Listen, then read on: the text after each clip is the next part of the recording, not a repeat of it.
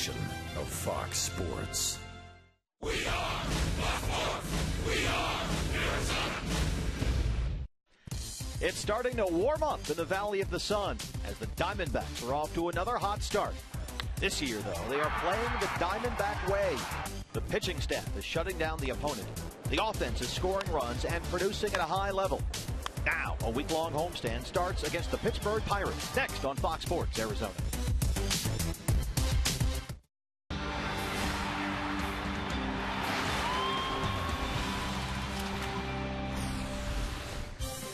Northern Arizona, the Diamondbacks living in the northern part of the NL West right now, looking good and sitting on top of their division as they are back in town here in the Valley of the Sun to open up a 6-game homestand.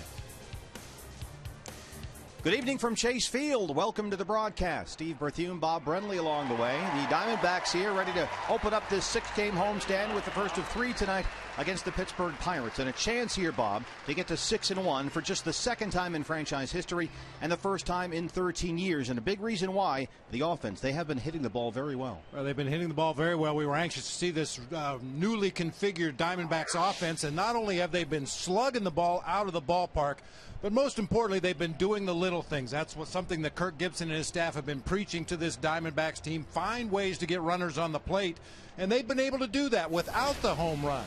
Martin Prado loft a sacrifice fly to right field here. A lot of ways to get guys on the plate. Prado, a professional hitter, he's proven that throughout the early going. This was really interesting in Milwaukee at Miller Park, a 2-run pass ball, and that can only happen if the runner at second base, in this case Jason Kubel, anticipates and runs the bases aggressively. Gerardo Parra breaking up a double play to extend the inning, get more hitters to the plate. They were able to score some runs in that inning, and the defense has been outstanding. Eric Chavez with a big double play. The team has only made 1 error so far this season. And that's something that Kirk Gibson has reiterated this spring, all spring long, in fact, playing the right way, which here is the Diamondback way. Tonight, Trevor Cahill on the mound, his second start of the year after getting the loss here against the Cardinals last Tuesday. He'll face the Pirates' Wandy Rodriguez. So a good pitching matchup coming up. Should be a good one here from Chase Field. Coming up, the D-backs, they are off and running. Jody and Joe rejoin us coming up after this.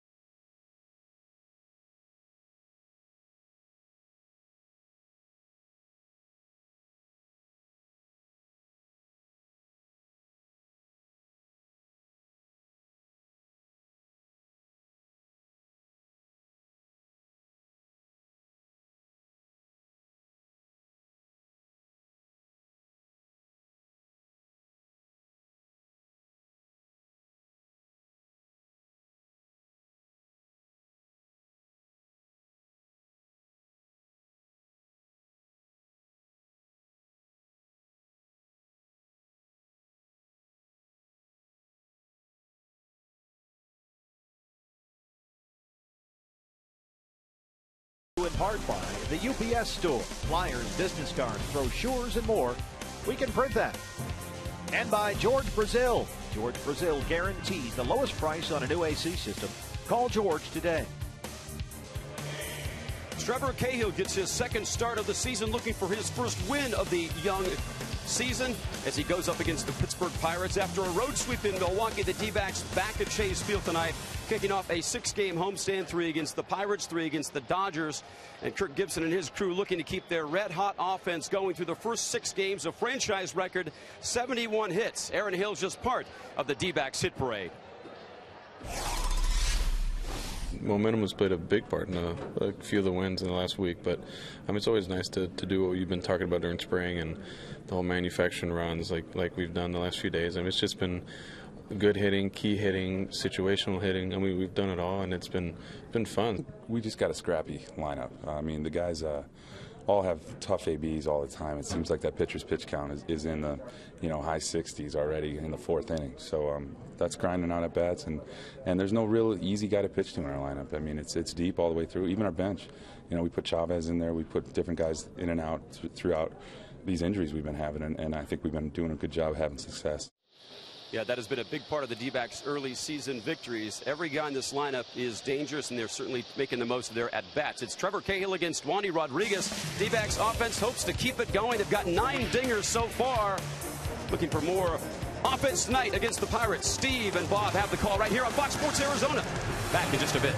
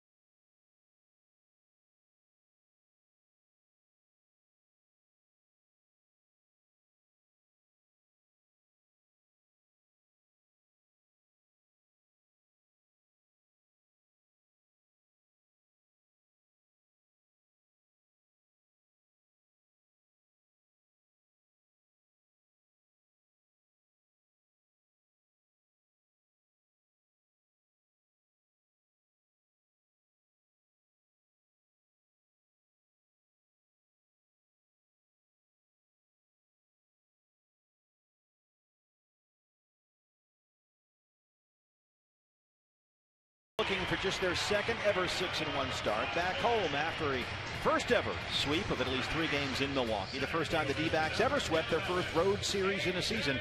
And Bob tonight back home to host Clint Hurdle and the Pittsburgh Pirates. Catching the Pirates at a time when they're struggling mightily. Of course, a lot of teams are going to struggle against the Los Angeles Dodgers. Here's their batting order for tonight's game. Took a 2-for-4 game yesterday by Starling Marte to leapfrog to the top of the Pirates' batting average race with 261. These numbers are going to improve, obviously, over the course of the year, but just an abysmal start for the Pirates offense this year. Yeah, they just got swept in 3 over the weekend at Dodger Stadium, and they're stepping in now to face Trevor Cahill, who took the loss here Tuesday night against the Cardinals. He was pretty good, allowed 3 runs on 5 hits, walked 2 and 5 and 2/3, made a good pitch to Matt Holliday. That Holliday hit for a laser show just over the left field wall.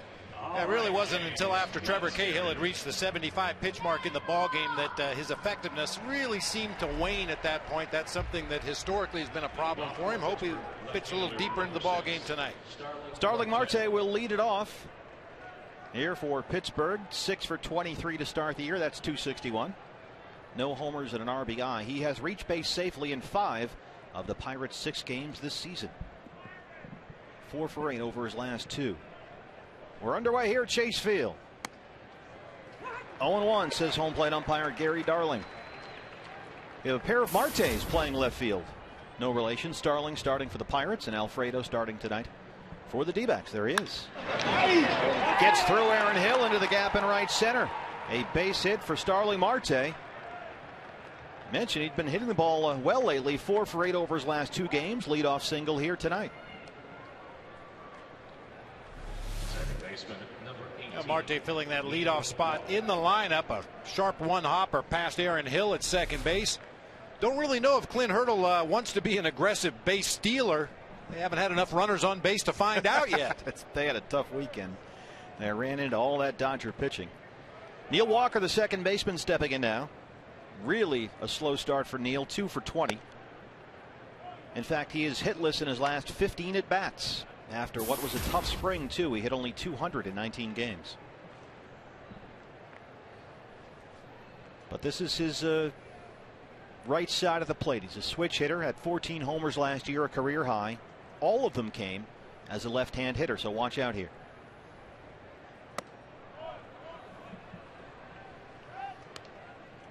Neil Walker living his dream. A local Pittsburgh kid, went to high school at Pine Richland High School, was a big-time football player, but I think he made the right choice sticking with baseball. Yeah, he was first team All-State as a football player, mostly as a receiver and a DB. Scored 21 touchdowns his senior year. Was a good punt returner, too. Cahill misses inside there. As a senior, he helped lead his team to the state championship game.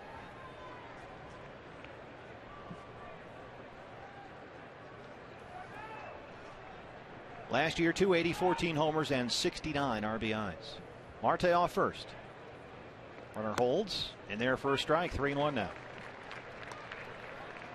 Funny story. Neil Walker grew up watching the Pirates, obviously, growing up in Pittsburgh, and one of his best memories of a youngster was watching the shortstop for the Pirates that particular year. Now the hitting coach for the Pirates, former Diamondback Jay Bell. There he is. Marte is back. Yeah, Walker, a Pennsylvania guy, born in Pittsburgh, in fact. First round pick by the Pirates in the '04 draft. He was the 11th player selected overall, 1 spot ahead of the Angels' Jared Weaver, and 4 spots in front of the Diamondbacks' Stephen Drew. Another player on those early '90s Pirates team that influenced Neil Walker was Bobby Bonilla. Said he became a switch hitter watching Bobby Bonilla growing up. Bobby Bo, make you move.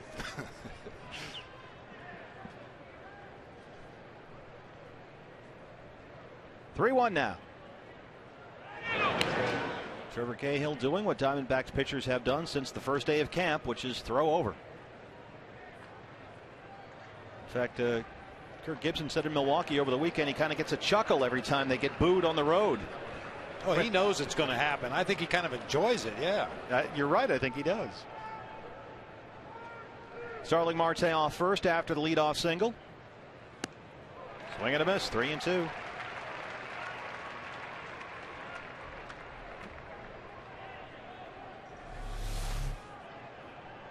Boy, great tailing action in the early going for Trevor Cahill. Not only tailing, but sinking as that ball gets into the hitting zone.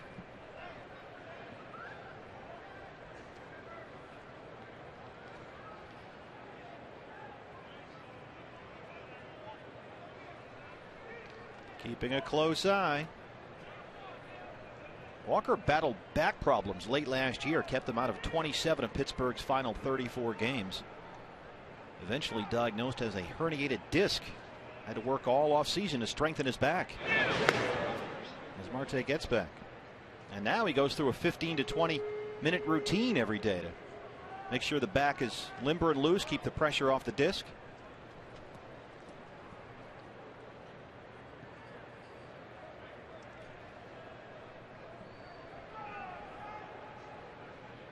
There goes Marte. Left field, Marte. Alfredo catches it. Starling will go back to first. Who hit that? Marte. Who caught it? Marte. I thought so. That's coincidence, not irony. Center fielder number 22, Andrew McCutchen. Here comes trouble. Andrew McCutchen, 2-run home run yesterday for the Pirates. He's hit safely in 5 of Pittsburgh's 6 games. Steps in here at 5 for 21 on the year. The homer and 4 RBI. That's a 238 clip. And what a year he had last year. Holy moly. Last season for Andrew McCutchen, a Gold Glove, the Silver Slugger, an All-Star for the 2nd straight year. He was 3rd in the MVP voting. Hit .327, 31 homers and 96 RBI. Also stole 20 bases. Here goes Marte again. That's a fair ball down the left field line. Marte heads for 3rd. They're going to send it in. McCutchen into 2nd. Here's the throw for Marte. Marte scores. 1-0 Pirates. RBI double for Andrew McCutchen.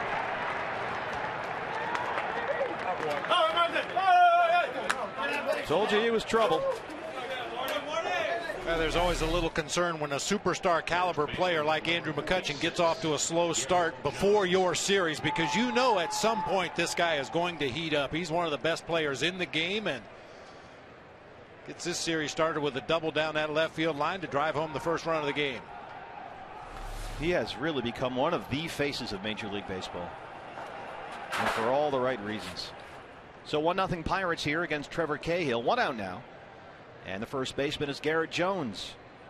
2 for 14 to start the year. Fair ball down the right field line. Goldschmidt has it. 2 outs. McCutchen to 3rd.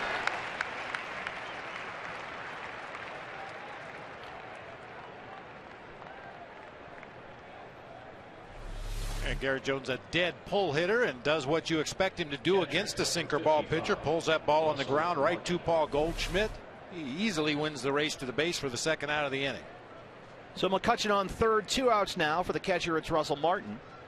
Martin started each of the first 5 games this season behind the plate and is still looking for his first hit in 2013. 0 for 14 here. He has walked 3 times.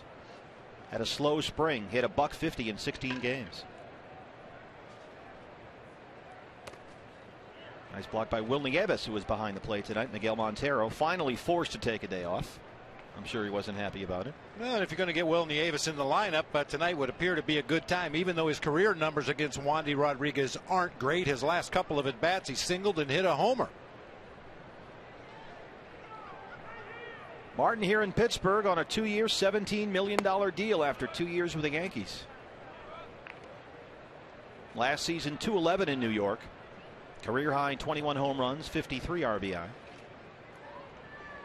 But struggle offensively at times there. There's a strike. During one stretch with the Yankees last year, Martin had a career-long 30 at-bat hitless streak and a 66 at-bat homerless stretch, which is ironic considering he had a career-high 21 homers. There are numbers career-wise at Chase Field. 2-1 now. Swinging. Foul tip, 2-2. Unlike a lot of his teammates, Russell Martin is at least making contact. Only 1 strikeout so far this season. That kind of follows his career path. A good contact hitter, sprays the ball around the ballpark, but just hasn't had much luck in the early going this season. They have struggled to score runs. 8 runs in 6 games. 2-2.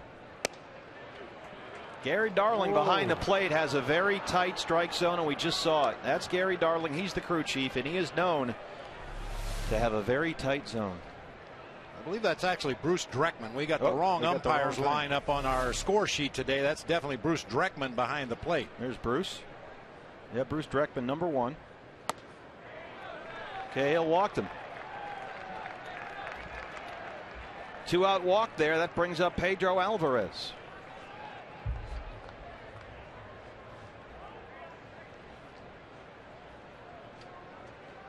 At the plate, 3rd baseman, number 24, Pedro Alvarez. Alvarez hitless in his last 14 at-bats. He has started all 6 games at third base this year. 2 for 22 here. No homers. He's got an RBI. He has struck out 10 times in 22 at-bats this year. And he really struggled over the weekend at Dodger Stadium. Martin takes off. Cahill didn't look over there. Maybe a little frustrated he didn't get that last strike call after the walk. And you got to keep an eye on these guys. Martin, seeing that, takes off and steals second. Oh, we weren't sure what Clint Hurdle was going to do with his base runners when he gets them on, but it's pretty obvious here in the first inning they're going to force the issue, especially against a sinker ball pitcher who's likely to throw a lot of ground balls. Strikes is Bruce Dreckman, 1-1. There's Clint Hurdle. You got to wake the offense up. Bob, is that a good idea when you're really struggling for hits and making contact and you have those issues? You can kind of maybe wake guys up by starting some runners. I always felt that was a good way to go about it. Open up some holes in the defense, get some middle infielders moving to cover the bag at second. Put some hit and runs on so that it eliminates any doubt in the mind of the hitter. I am going to swing at this next pitch to protect my teammates. Sometimes it takes the pressure off the hitter. I'm not thinking quite as much in that batter's box. 2-1 now. 3-1. First inning last year, 21 times. His ERA was a smidge under 6. 14 walks. And then the rest of the game, as you can see, settles in nicely.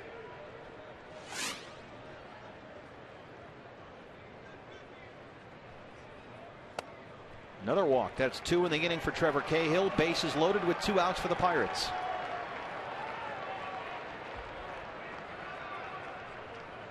Here comes Charles Nagy. Sometimes they've said Cahill, whose ball moves so much naturally, will oftentimes try and overthrow it, or as Charles puts it, over-maneuver it and make it do too much. And he constantly has to tell Trevor, look, your ball moves enough on its own. Don't try and force the issue, and then you can't find the strike zone suddenly. And because of that movement, he doesn't have to be so fine, especially early in the game. Just try to find that strike zone, keep the ball down if at all possible, get those ground balls you're looking for. Guys that have a lot of movement don't have to be nearly as fine with their location as guys who rely more on finesse. He's thrown more balls than strikes at this point. Travis Snyder 0 for 7 on the year, the right fielder tonight. That gets through for a base hit. 1 run will score. They'll wave Martin in from second. 2-run single for Snyder. 3-0 Pirates.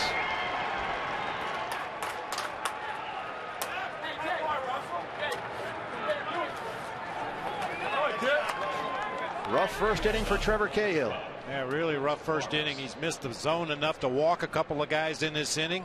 And when he has thrown strikes, they're slightly elevated where that sinker becomes very hittable. But right about now, you start thinking about a pickoff somewhere. Try to find a way to get out of this jam without throwing too many more pitches to the plate.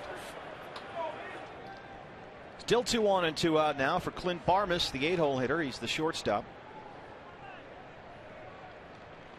Barmas 2 for 13 to start the year. Strike 0-1. Barmas started each of the first 5 games this year at shortstop. Had the day off yesterday until he came in as a pinch hitter at Dodger Stadium and struck out.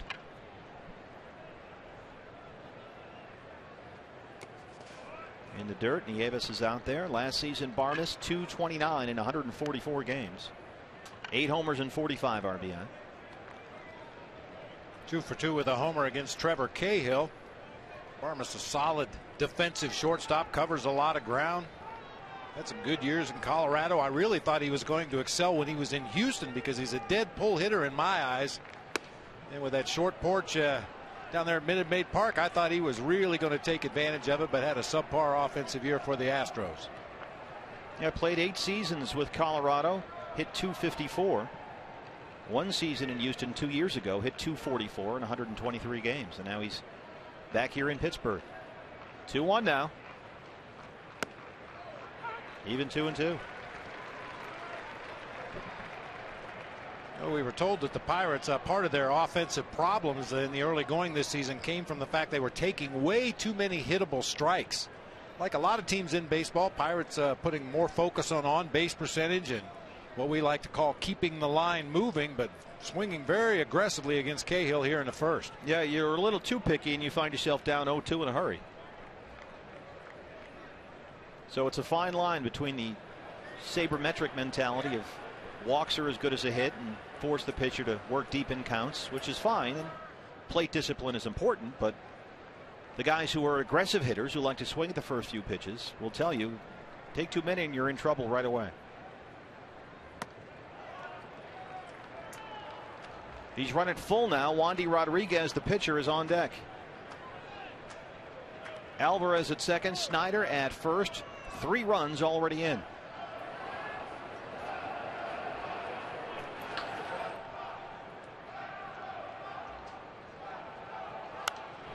High in the air back here, foul.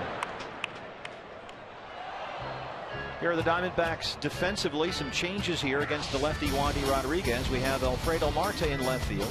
A.J. Pollock's right-handed bat is in center.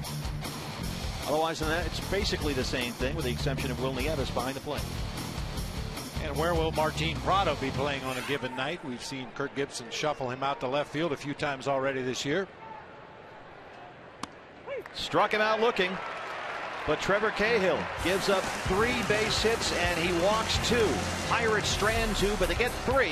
D-backs batting bottom 1, down 3-0.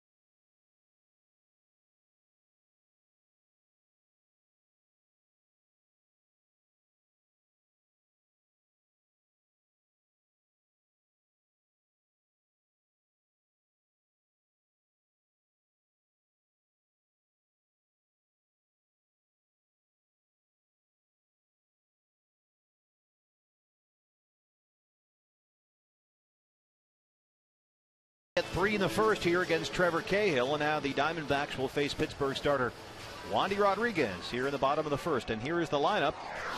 And we've got a few right-hand bats in there, Bob, against the lefty Rodriguez. Yeah, good idea against Wandy Rodriguez. Batting average is identical lefty-righty splits from last season, but righties hit for a lot more power. With that in mind, Kirk Gibson loading up with as many righties as he can get in the lineup tonight. And Rodriguez made his season debut last Wednesday in Pittsburgh against the Cubs in freezing temperatures, and he froze the Chicago bats. Gave up only 2 hits over 6 2/3. 6 strikeouts, only 1 walk. The big curveball was working well, and that is his signature pitch. Yeah, real good overhand curveball. Spots his fastball on both sides of the plate. He likes to work quickly, something that was drilled into him by Pudge Rodriguez when he was catching for the Houston Astros. Encouraged Wandy to work a little bit quicker. It was a cold day when he was pitching, and the Cubs had no answers. Gerardo Parra, the red-hot Gerardo Parra, steps in, riding a 9-game hit streak dating back to last year. Strike, his career high is 10. Parra on this season 12 for 30. A homer and 2 RBI. He's got 4 doubles.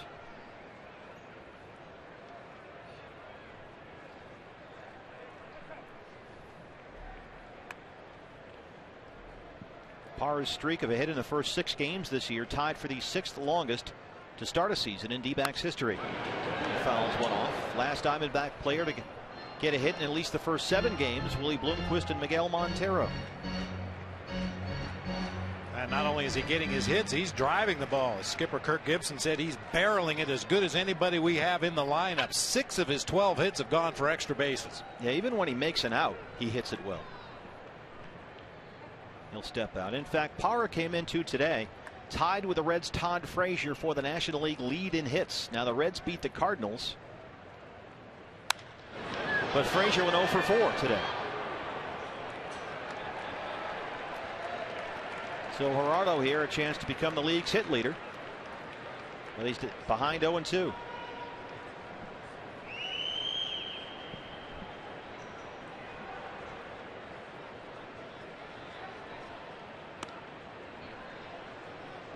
He'll change the angle on that curveball from time to time. If he gets up on top, it has more of a 12-6 break. If you picture the numbers on a clock, breaks from 12 to 6 straight down. Other times he'll drop down low 3/4 and get more of a sweeping action. Rodriguez pitched very well for the Dominican Republic in the World Baseball Classic last month. He had 2 starts and went 1-0 with a .96 ERA. In fact, he's been a very nice pickup for the Pirates. Last 8 starts going back to August, 5-0 at 2.42. He's gone at least 6 innings 7 times. This is there inside. I'll tell you could do a lot worse than Wandy Rodriguez in the middle of your rotation. This guy's been a bulldog, takes the ball, rarely gets hurt, eats up innings. 86 wins since the start of the 2005 season. Chopper in front. Rodriguez will take it. 1 away. Those 86 wins, second behind only Cole Hamels among National League lefties since 2005. Number 14, Martin Prado. Boy, nicely played by the left-handed throwing Wandy Rodriguez. Turned his body so that when he picked that ball up, he was already pointing that right shoulder toward the target at first base. Turned it into a relatively easy play. His 9th season. Those are the career numbers for Wandy Rodriguez. He was the Astros opening day starter last year, the last player on the roster from their World Series team in 05. Martin Prado takes a strike. 9 for 32 to start the year. That's .281. A homer and 4 RBI. And this is a good matchup here for Martin Prado. Prado last season crushed lefties, .323. Led the major leagues with 22 doubles versus left-hand pitching.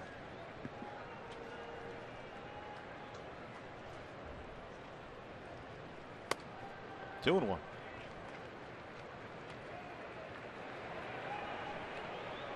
Aaron Hill on deck. Aaron had a big weekend in Milwaukee.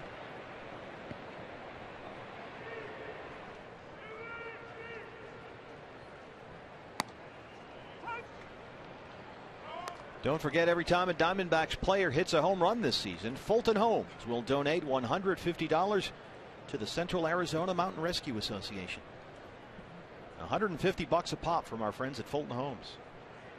Spent a lot of money this weekend at Miller Park. Shortstop Barnes. Alvarez cuts him off at third, throws him out.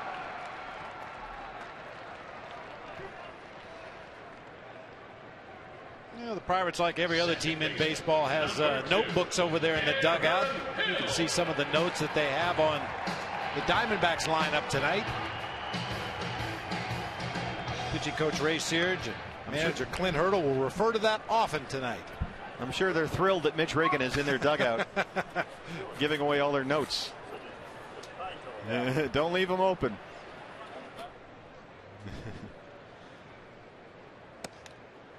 No 1-1 to Aaron Hill, off to a 10 for 29 start. A couple of home runs, 5 RBI. And fitting in very nicely in that 3-hole in the D-backs order. Center field, McCutchen. Boy, he is fun to watch. Pirates in their first get 3 singles, 2 walks, and 3 runs. The D-backs go 1-2-3. We're through 1 here. Pittsburgh leads Arizona 3-0.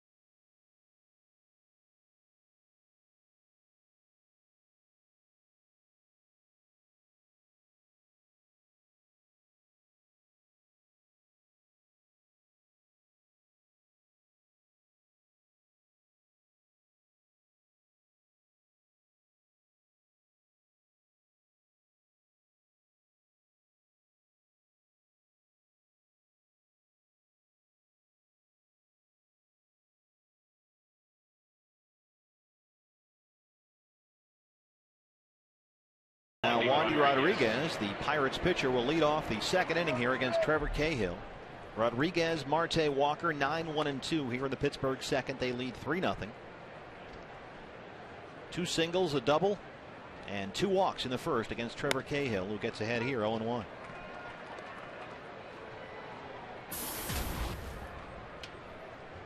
Wandy Rodriguez, a career 132 hitter.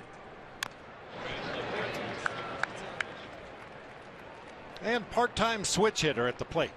Part-time. Yeah, he wears the double flap helmet because occasionally he'll hit right-handed against a left-handed pitcher.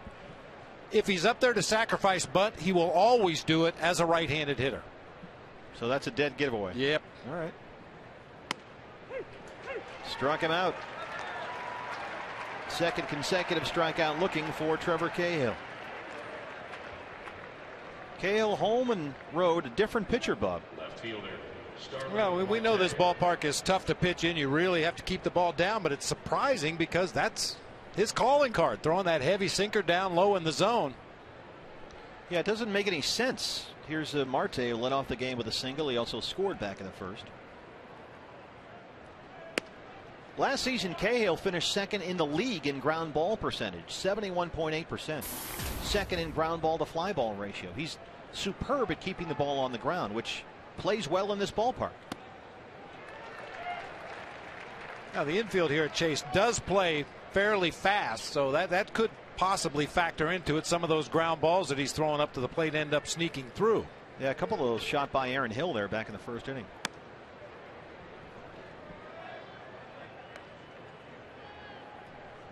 Starling Marte last season, 257 in 47 games, 5 homers and 17 RBIs. But also 50 strikeouts in 182 plate appearances. High in the air to right. It's going to get out of play. Marte made quite a splash in Pittsburgh after he was called up from AAA Indianapolis last July. He was the starter in left field and was the leadoff batter in his debut and hit the first pitch he saw in the big leagues out for a home run. Only the 14th National League player ever to do that. Struck him out looking. 3 in a row now for Trevor Cahill, all looking.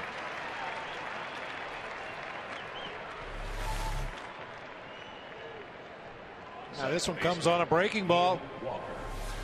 Just froze Marte in that right-handed batter's box. 3 called strike threes in a row.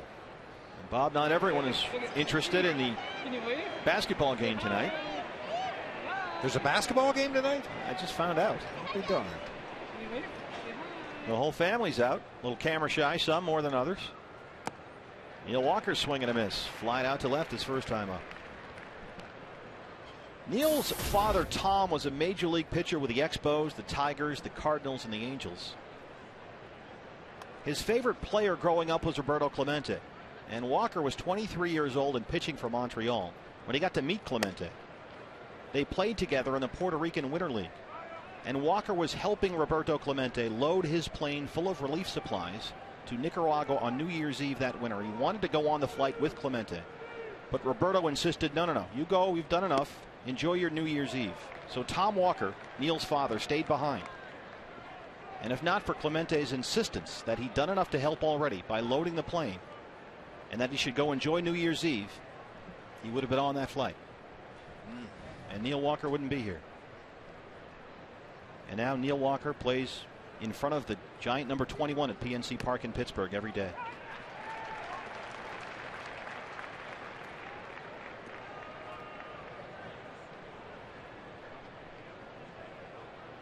Pirates fans getting bugged. Had to close the roof because of the wind today. It was like Lawrence of Arabia out there.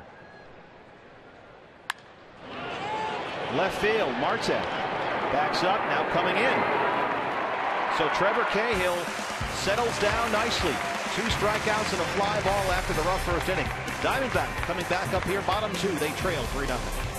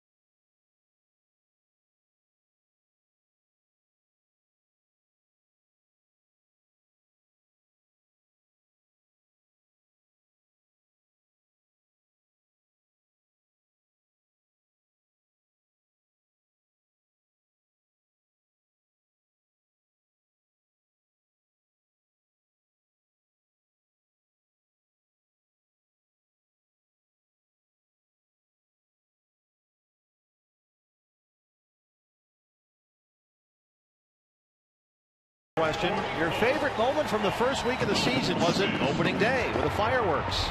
That was great. Ian Kennedy pitched very well. Or was it the Cliff Pennington walk-off after 5 hours and 32 minutes? I have a feeling that was Bob Brenly's favorite moment. Yes, indeed. Or yesterday, Eric Hinske, the pinch hit home run late in the game that sent everybody home with a sweep. Paul Goldschmidt lines one to Marte in left, and it gets down. Goldie will take the turn. Leadoff double for Paul Goldschmidt. He is hitting everything this year. Now 11 for 28 on the year. That's his 4th double this season.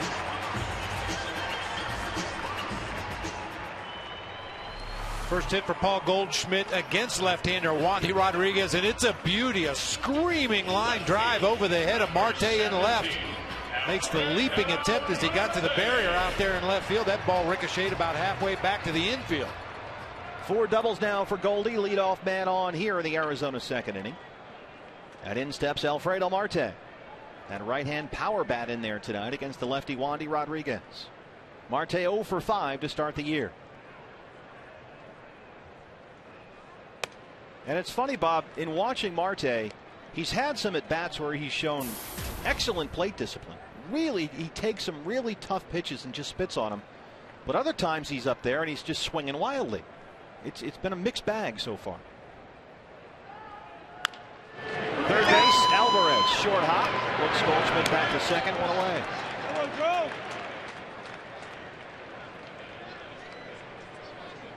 A.J. Pollock comes up now.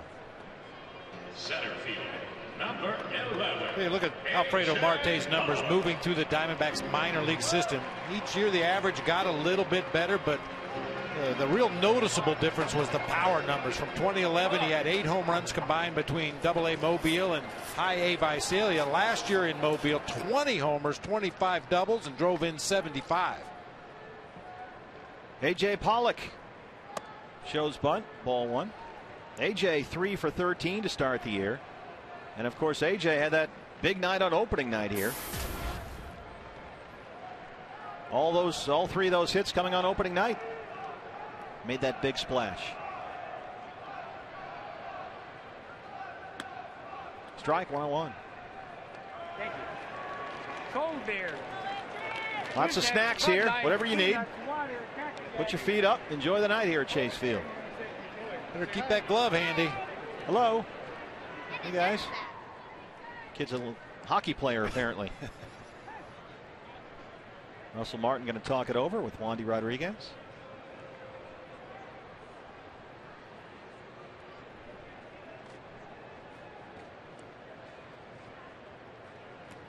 You know, I think more than anything else, the signing of Russell Martin this winter was an indication that the Pirates are trying to move up in that Central Division. Got a couple of young catchers, Mike McHenry and Tony Sanchez, one of their prospect catchers, did most of the work behind the plate last year, along with Rod Barajas. But they decided they want a more veteran guy back there behind the plate, a more offense-oriented guy behind the plate, and went out and picked up Russell Martin. Pollock shortstop, Barnes. Goldschmidt to third, 2 down.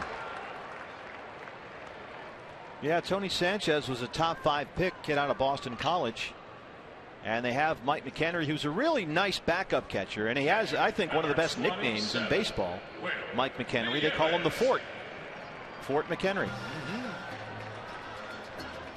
Will Nieves.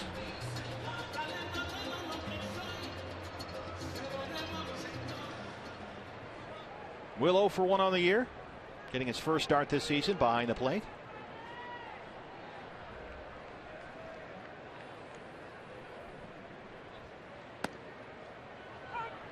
Takes a strike.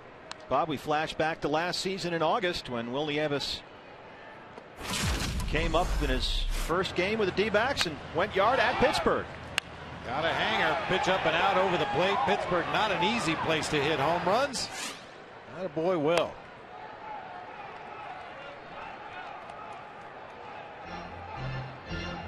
And that was off Wandy Rodriguez, and he's back in there against Wandy here tonight.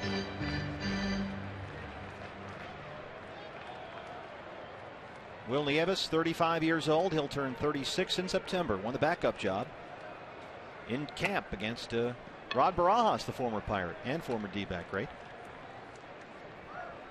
I know that was one of the tougher decisions for Kirk Gibson and his staff, that battle for the backup catching spot. Each guy brings something different to the table, but with the configuration of this year's team, they just felt they were better served going with Will Nieves. Well, Nieves is a much better thrower than Rod Barajas. Last season in Pittsburgh, Barajas threw out only 6 of 99 would-be base stealers. 6 of 99, which among catchers with at least 40 attempted steals was the lowest rate of throwing out runners in the major leagues since 1956. The effects of time on Rod Barajas, because there was a time he was one of the best throwing catchers in the game. Still has great hands. That's one of the things Glenn Sherlock said when Rod was in camp. He still has tremendous soft hands, receives the ball very nicely, catches it beautifully. But he's been around a long time, had a good run. Yes, he did.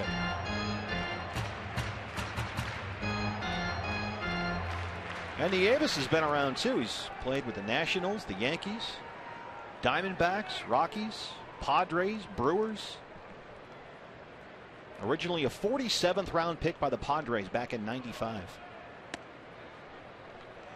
Wandy misses there, and Nieves is running full. Cliff Pennington on deck. Popcorn. Those cinnamon roasted almonds, those are the way to go. Ooh, those are addicting. Yeah, they're tremendous. Whoa, good throw. He threw lefty there.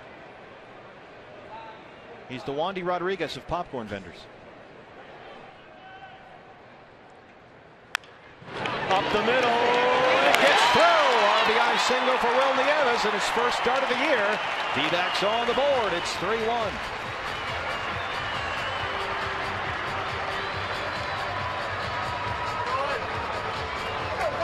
The ground out to short by A.J. Pollock. I thought Barmes might have had a play on Paul Goldschmidt at third base. He elected to go across the diamond for the sure out, and that allows Will Nieves to drive home the first D-backs run of the game. A little grounder right back up the middle of the field. And with the way that Cahill looked in that second inning, hopefully he settled down and the D-backs can get right back in this thing. You know the Diamondbacks feel they can get right back in the ball game. They don't know quit. Well, we saw that against the Cardinals on Wednesday and, of course, against the Brewers yesterday. Cliff Pennington, the hero of that game Wednesday, 7 for 26 as he steps in here. That's .269. No homers, a couple of RBIs.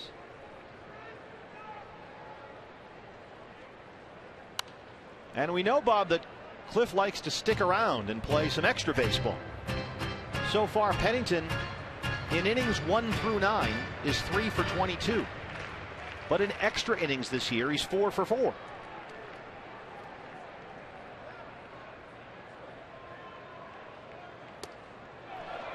It gets by Martin, and Nieves moves up to second. This was Cliff Pennington last Wednesday, 5 hours and 32 minutes into it. The walk-off winner.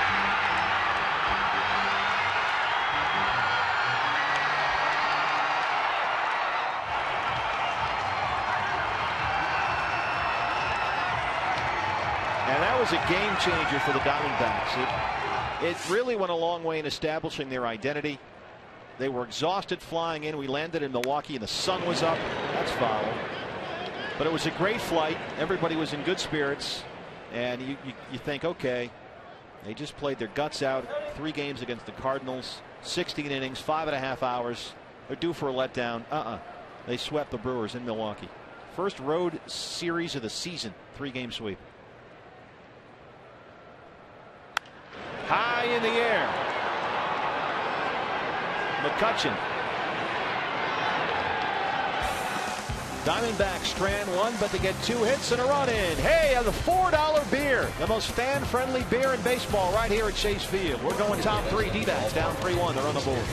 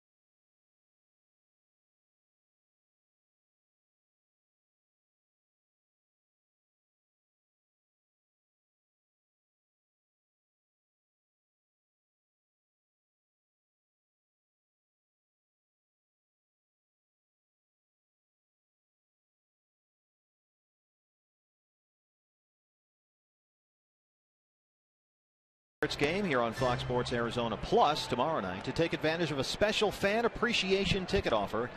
And now this offer is only good during tomorrow's telecast.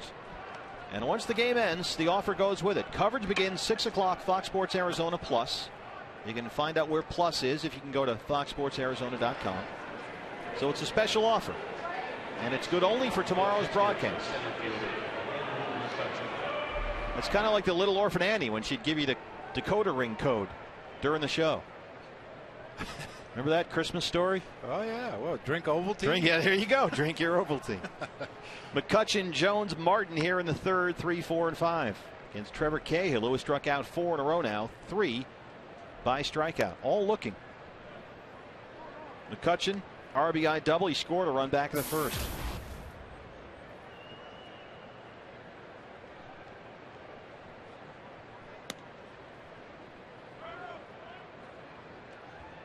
McCutchen last season led the National League in hits.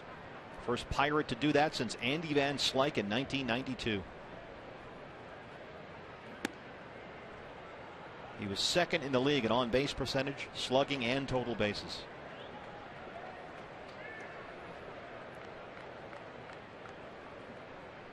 Playing here in his age 26th season. And he laces one down the left field line, just foul. Paul Eno at third base. Clint Hurdle is another offense-oriented manager. No surprise that he turns a guy like Andrew McCutchen loose on a 3-0 pitch. Fortunately for the D-backs, he pulled it just foul down that third baseline.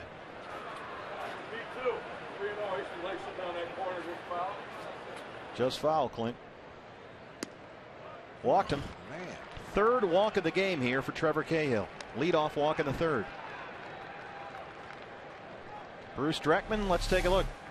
First baseman, Garrett Jones. For that late movement, Dreckman just not staying on the pitch. We talk all the time about hitters that don't stay on the ball long enough. I'm not so sure the home plate umpire's not staying on the ball long enough. Late movement brought that one right back to the corner. Garrett Jones grounded to first his first time up. 2 for 15 to start the year. 0-1. You mentioned earlier 20 steals last season for Andrew McCutchen. He's got 4 out of 5 already this year. He wants to run more this year. He feels like he's got plenty of base stealing speed, no doubt about it. Just wants to pick his spots a little better and try to improve those numbers. I mean, he never stopped getting better as a player, but you feel now looking at McCutchen that since the start of last year, the fine edges have been honed. Everything's been polished up, and now he's ready to run wild here in his prime. In all aspects of his game.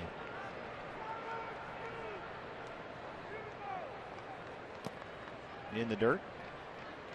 And it goes without saying defensively, he covers as much ground as any center fielder in the game, which is vitally important at PNC Park in Pittsburgh. A lot of room in the gaps in left center and right center, and McCutchen covers a lot of grass.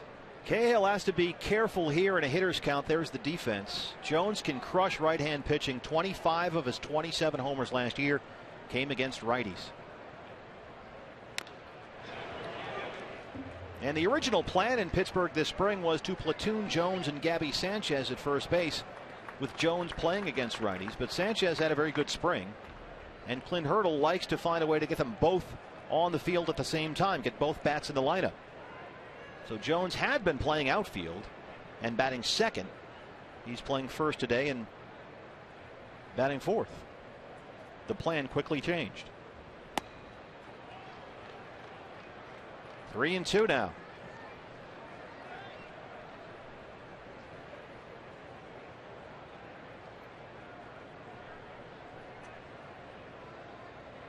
First 2 games he started in right, batted second. Started at first base Friday night. Tonight he's back at first and batting cleanup. There goes McCutchen, broken back center field. Pollock has it. McCutchen back to first. Hey, one of the great things you got here, Bob, at Chase Field, you can get your name on your bat with a D-backs logo on there, or any logo really. Whatever you want, they'll put it in the bat for you. Got the World Series logo from 2001 there. Something nice to put in your man cave. I got a bunch of baseball bats in mine. You can get that done right here at the ballpark. Doesn't take long. That's in the team store right there. Russell Martin walked and scored his first time up. Still looking for his first hit this season. 1-0. Martin 0 for 14 to start the year. Boy, Bruce Dreckman is absolutely killing Trevor Cahill out there this inning. He's just been pounding away at that outside corner with that tailing, sinking, late movement fastball and not getting the call from the home plate umpire. And if he can't get that call, he's going to struggle. And pitchers will tell, well, any pitchers will tell you they need that down and away, especially when you have movement on the ball like Cahill's, which is that sinking fastball. I mean, I think every pitcher in the game thinks that's their go-to spot. When all else fails, I can throw that fastball at the knees on the outside corner. It's going to be a tough pitch to hit. Get some called strikes out there, but so far Cahill has not had the benefit of the doubt on one of them. Can they roll it? Hill, Pennington, Goldschmidt, 4-6-3. And Cahill, with his patented ground ball, gets the double play, and he's out of the inning. Arizona rolls it over. Hill, Pennington, Goldie. They get 3 1/3. We'll go bottom 3. 3-1 Pirates.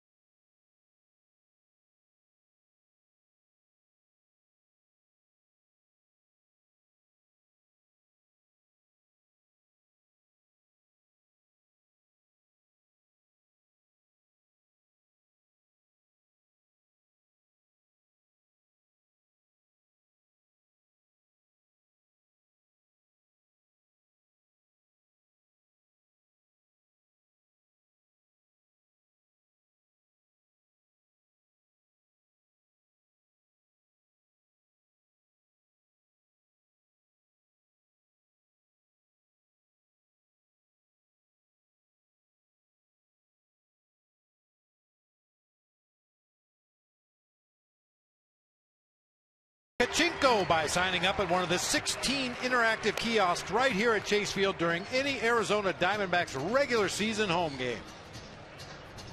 Just had a nice moment here at Chase Field. They showed Jay Bell, now Pirates hitting coach, former D-back great, put him up on the big screen. Some FaceTime. There's Jay still shaking his head. You guys got me. Trevor Cahill, Gerardo Parra, and Martin Prado, 9-1-2 here in the D-backs third. Pirates with 3 in the first. Marte singled, McCutchen doubled, couple of walks. Snyder at a 2-run single. Second base, Todd Walker. Neil Walker, pardon me.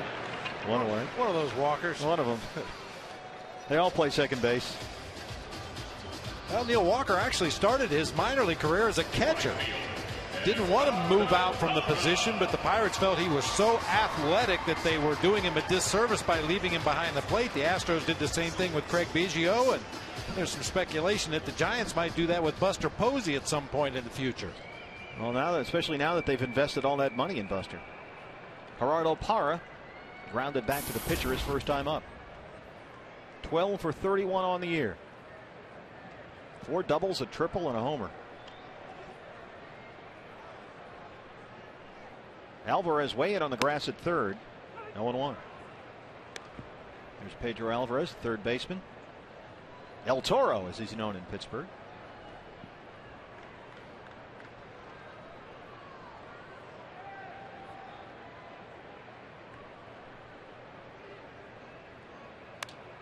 Look out.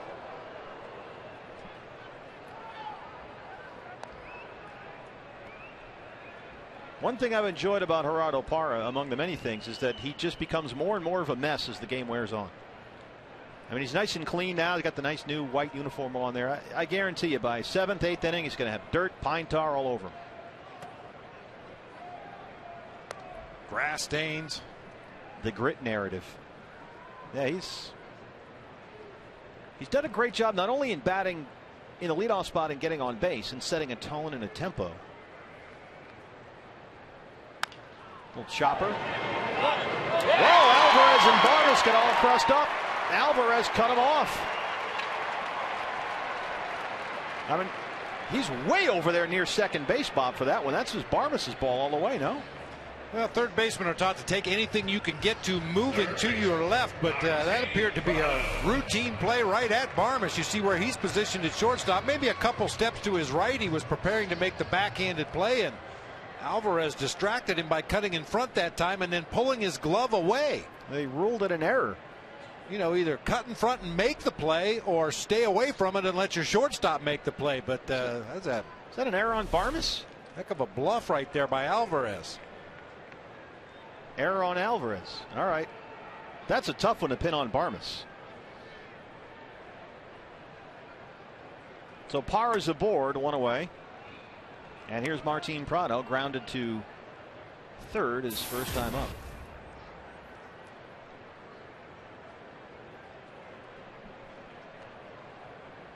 So Alvarez has had a busy day over there. Look at that hat. He wears the biggest hat in baseball. He looks like Charlie Brown with that thing on.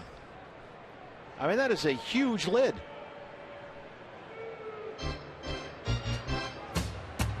He's got the flat bill. He's got that look going. And now we're going to have a trainer discussion out here with Wandy Rodriguez, who is stretching his legs out here. Maybe a groin.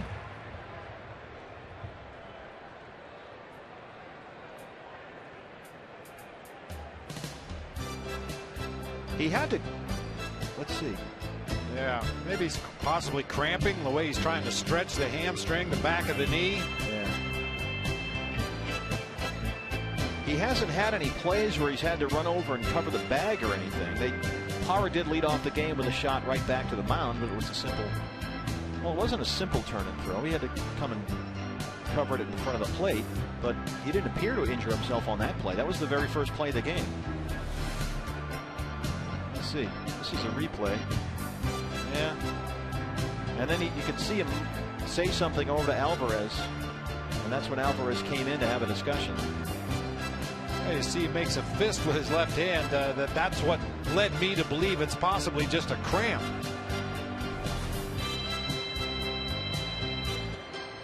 Yeah, the back of his thigh there, on his left leg.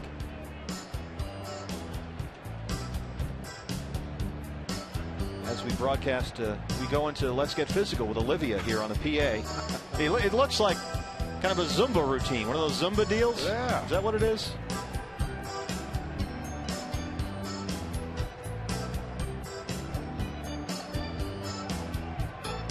And I think Mr. Sherman is seizing the moment here.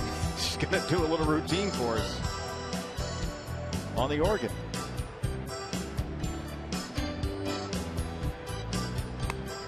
Well, while Wandy's trying to get loose, we're going to let you know, like we do every night, anytime the D-backs score 6 runs or more, Taco Bell is giving away 3 free tacos with the purchase of a large drink between 4 and 6 at the following day at participating locations.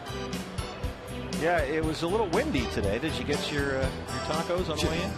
You think a little wind's going to keep me away from Taco Bell? Come on. I just put some rocks in my pocket and ran across the street. So Clint Hurdle going back in the dugout, and it's taken a little longer than you might anticipate for Wandy to walk this off. Nothing going on in the Pirate bullpen right now. Of course, any pitcher that did come in would have as long as he needed to warm up, because this is an injury. But now guys are kind of stretching to get loose. Nobody throwing yet. And Wandy is still doing his routine, and we're on the phone.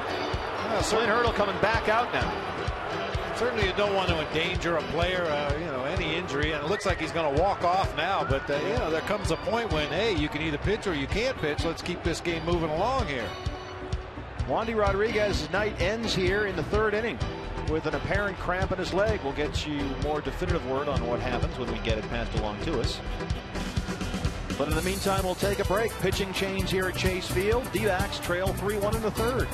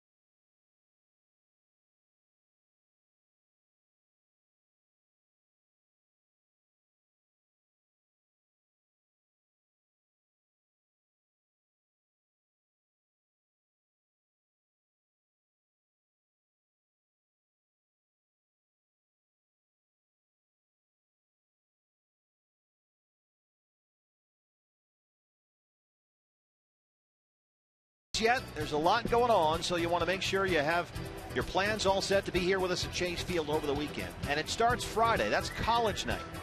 Any student can get an upper level ticket for $5 or a lower level seat for $15.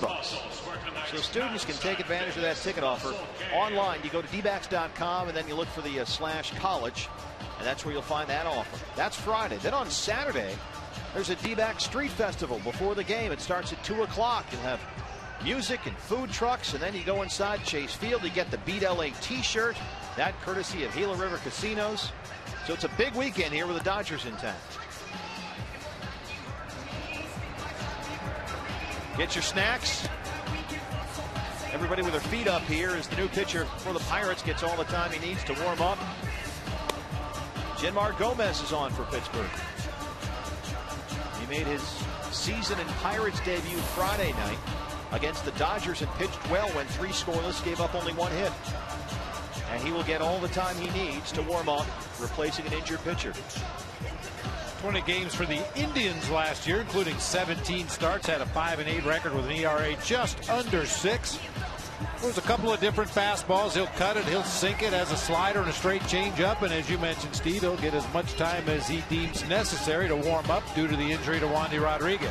Oh, we talked about the specials here at Chase Field this weekend. We showed you Cliff Pennington's walk-off hit Wednesday in the last inning.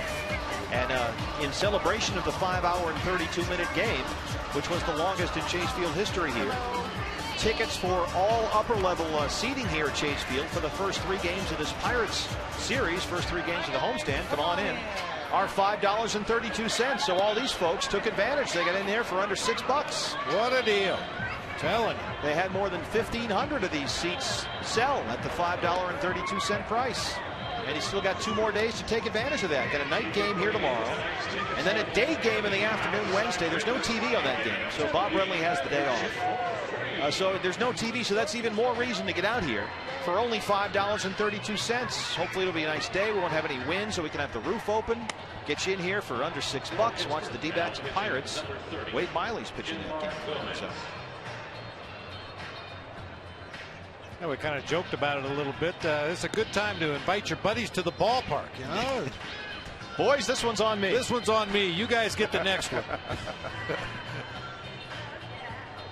And tomorrow, Bob, man, there's just stuff going on here every day. Tomorrow is the pool show. This is the annual broadcast from the pool. D-backs and Pirates tomorrow, 6 o'clock. McDonald and McCarthy. So we'll be doing the game out by the pool. at the RamTrucks.com pool. We'll be out there. I have a feeling there'll be some snacks out there at the pool too tomorrow night. Looking forward to that. There better be. That's all I got to say. And there's the pool area. We will broadcast from there. The buffet is already in place. Yeah. They're texting in our order right now. And that's what goes on. You can rent the whole RamTrucks.com pool area out there and just set up shop. The Pirates fans tonight, for some reason, have taken this thing over. Well, that's good anticipation by the Bucco fans. Took a look at the schedule and said, hey, get out ahead of it. Look at the guy in the hot tub with a yellow cowboy hat. I mean, that dude is just chilling. He's probably got it. He's just, yeah, I'm just sitting in here by myself in my yellow shirt and my yellow hat. It's like Curious George, the man in the yellow hat. And he's sort of got it's kind of a little devilish look on his face, like he's up to something. I don't want to know what he's up to. So Martin Prado steps in now. He'll inherit or Gomez will inherit the 0-1 count. It was 0-1 when Wandy Rodriguez had to leave with an injury here with one out in the third. Parra off first after the error on Alvarez at third. And just to say, you know, I'm aware that you're over there. I know I just got here, but I know you're there. Is the throw over? A lot of base runners try to take advantage of the entrance of a new pitcher into the ball game, assuming he's going to be so focused on throwing that first pitch that he won't pay any attention to the runner at first. But Gomez, as you said, just snapped one over there to let Parra know he knew he was there. Prado gets through for a base hit. Martin Prado now 10 for 34 on the year. First and second, one out here in the D-backs third.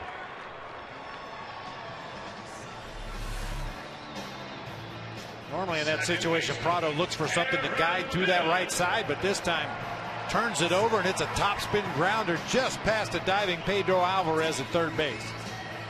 And now Aaron Hill steps in. Aaron flew out to center his last time up. Hit a nice shot to the gap in right center that McCutchen tracked down. It was really well hit. And this is a typical spot for Aaron Hill. This is why Kirk Gibson likes him in this spot in the 3-hole. He can drive in runs, plain and simple. He finds gaps. He hits it down the line. Good pull hitter. Good power. He can drive guys in. And a chance to do that here, down 3-1. And snuggled in that lineup in front of Paul Goldschmidt doesn't hurt anything either. Snuggled. Yeah. It's awfully cozy when you're in there and you got Goldie behind you the way he's hitting. It is. I mean, holy cow, is he hitting everything this year. There he is on deck here with one out in the third.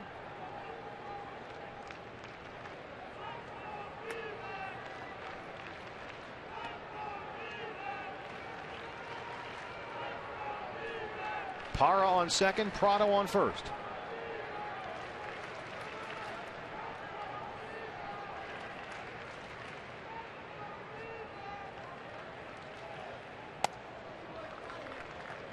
Two 2-0. Aaron Hill yesterday 3 for 6 in Milwaukee. Home run, 2 RBI. Big 2-run homer in the 7th off Burke Badenhop after Prado had singled to start off the inning.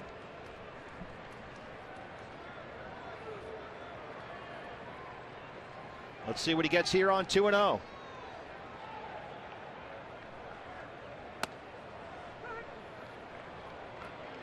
Gomez got the strike call on that one.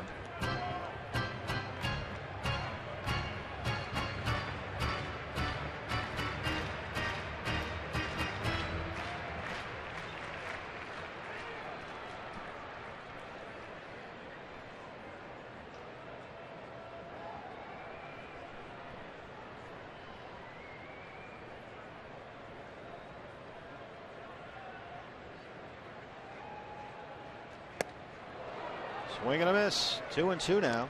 Pirates paying a lot of attention to Gerardo Parra out there at second base. You may remember earlier in the ball game, we put our spy scope on, and Parra likes to steal third base. You see right up there at the top of the batting order. So with that in mind, Neil Walker trying to jockey him back to the bag. Russell Martin with a fake pickoff attempt down to second to try to keep him close. And you can see the defense on the bottom line of that change column. 2-2 now. Chopper goes foul. We'll continue to invade the Pirates' privacy with our Snoopy cameras.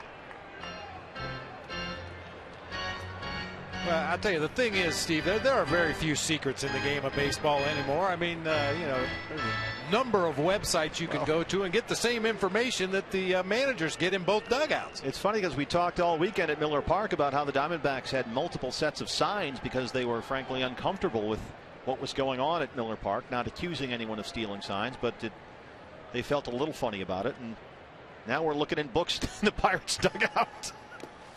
In the dirt.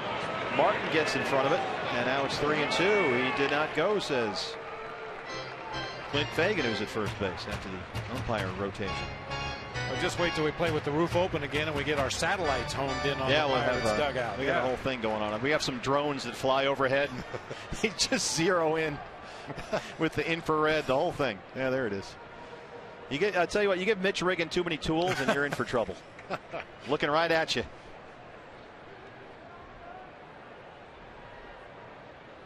3-2 to Aaron Hill. Here it is. Runners take off. Chopper foul. And Goldie barehands it in the on deck circle. Give it to a kid. Attaboy, Goldie.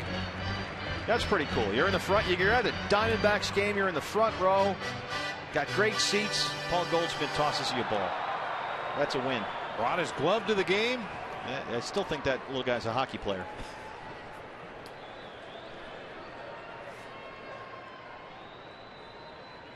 Three-2 will do it again here.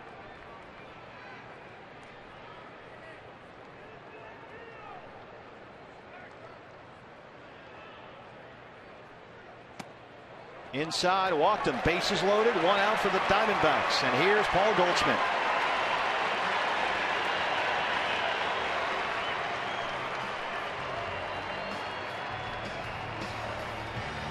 Now then, first baseman, Paul Goldschmidt.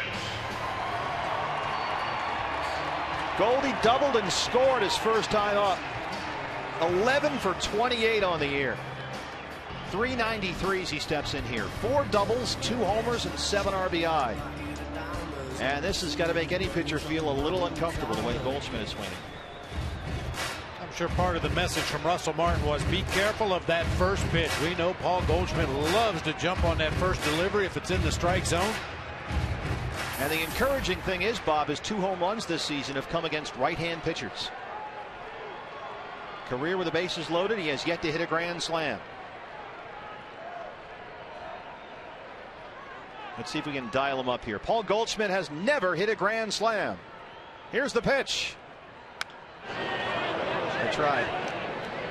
Tough to get that ball in the air. A little sinking fastball on the outside part of the plate down around the knees. Just kind of rolled over. Pulled the foul down that third base line. Still has a couple of strikes to work with in this at bat. Goldie an RBI in 4 straight games. 3 hits yesterday. A couple of runs batted in.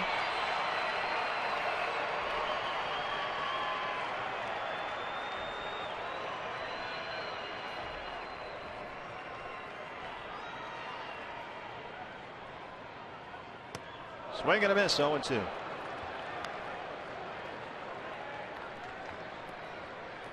Gomez making good pitches here, Bob. Right down there at the bottom of the strike zone. Those are effective against just about any hitter. A little bit of movement. Keep it down around the knees. Parra at third. Prado at second. Hill at first. Bases loaded. 1 out. D-backs down 3-1 here in the third. Martin keeps it in front.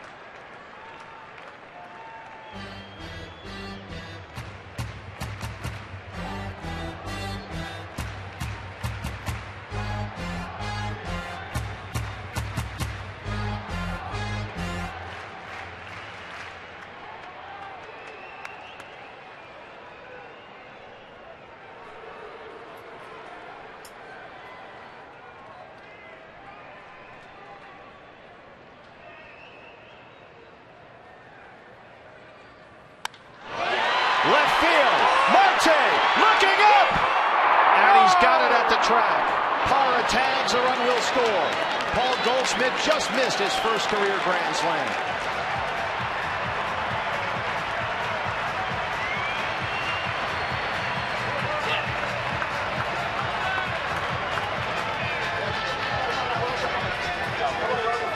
I've talked a lot already in the early going this season about batted balls that have backspin as opposed to batted balls with topspin. That one had just enough topspin to keep it in the ballpark. That one looked like it was headed for the seats off the bat. Just died right out there on the warning track in the glove of Marte. Sac fly for Paul Goldschmidt. It's funny because he hit one out here in the Cardinal series just like that. It skidded off the top of the wall. And looked like we were headed for the same thing there. So here's Alfredo Marte now with a run in and 2 outs. Marte takes ball 1. He grounded to third his first time up. 0 for 6 on the season so far.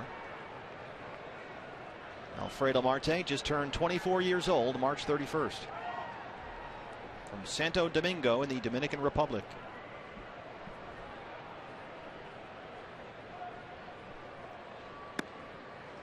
Doing the little things. Even when they're outs, they're productive outs. You're going to score runs that way, and you're going to stay in ball games. And you're going to keep pressure on the opposing pitcher and the opposing defense. Here's the 2-0. 3-0. AJ Pollock is on deck.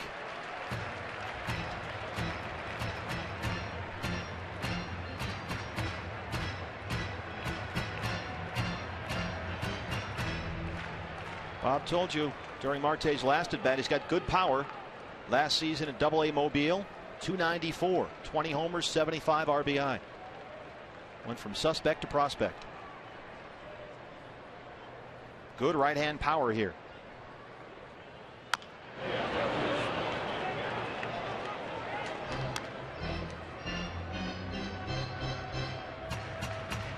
He had an interesting camp, Alfredo Marte. Was sent down to minor league camp about halfway through. They had the injuries. They brought him back to the big league camp, and he started hitting home runs. Hit 3 in about a week and found himself on the opening day roster.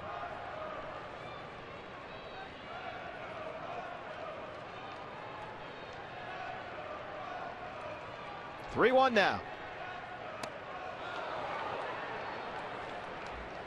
Cody Ross has been at Visalia. Cody had only 7 spring training at bats all spring long. So in addition to being injured, he's rusty. And he's been hitting at Visalia all weekend. Didn't have a whole lot of success down there. So the idea was that if he was hitting, maybe he'd be back at some point over the course of this homestand. And the jury's still out on that. Also, Didi Gregorius was scheduled to begin a rehab assignment tonight with AAA Reno. They were rained out in their game at Salt Lake City. Oh, they got some miserable weather in Salt Lake this time of year. 3-2. Center field. Will it get down? It gets down in front of McCutcheon. Toronto will score. Hill to third. Alfredo Marte ties it up.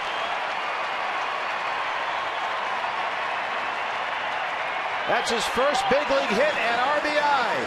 And Miguel Montero would like the baseball, please. Thank you very much. 3-3 here in the third.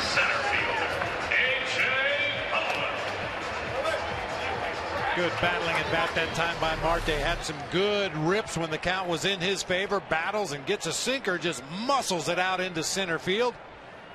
Runners were on the move. There's Gerardo Parra.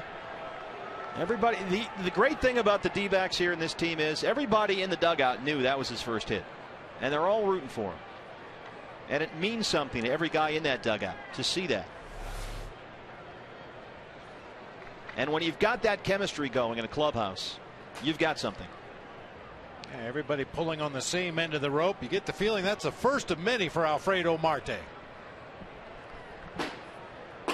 It feels good. Go ahead and smile. Why not?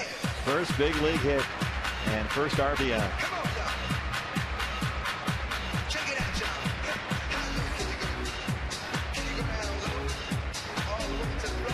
So a runner at third now with 2 outs for AJ Pollock. Aaron Hill down there. He's the go-ahead run. 2 runs in the inning for Arizona. Pollock grounded to short his first time up.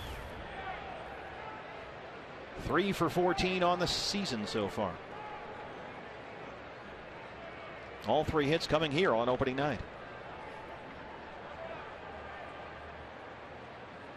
Marte bluffs it first. Pollock fouls it off. A.J. Pollock last year finished very well. Hit .308 over his final 19 big league games. 16 for 52 over that stretch. Hit well at AAA Reno. .318. He was the MVP of the Pacific Coast League playoffs as well as the AAA National Championship game. And so far in his early career, he likes that home cooking. He's been real good here at Chase Field. Hitting about 120 points higher here at home. Slugging over 200 points higher here at home. Got a chance to pick up at least one with Aaron Hill down there at third.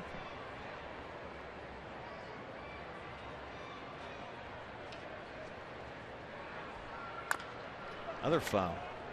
We've talked about the idea that you want to keep the line moving, Bob. Cahill started it out with a ground ball to second base, and then Parra reached on that error when Alvarez cut off Barmes. And ever since the error, if you consider that error, a little crack in the door, a little door open just a little bit, they've strung it together. Prado singled, Hill walked, Goldie had the sac fly and just missed the grand slam, and now Marte the RBI single. Going to score runs this year in different ways, and it's working.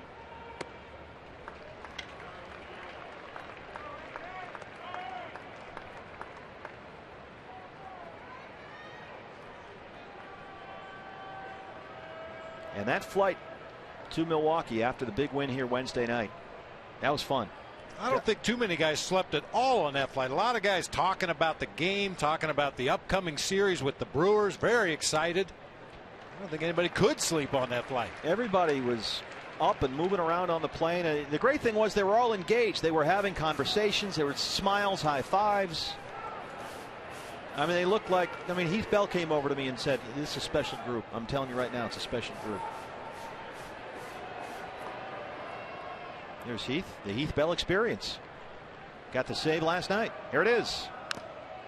AJ staying alive, still 2-2. And that's one of the things we talked about this year, Bob, the depth of the bullpen. When J.J. Putz couldn't close it out in 9 yesterday, Heath Bell came on and got the save late in the game. They can extend this bullpen. You don't want to wear them out, but if you need to, there's some safety nets there. And who's a better safety net than that guy, Josh Coleman? No kidding. He was special here Wednesday. Absolutely special. 2-2 now to Pollock. Marte is back. I mean, what he did after having pitched the night before was nothing short of remarkable.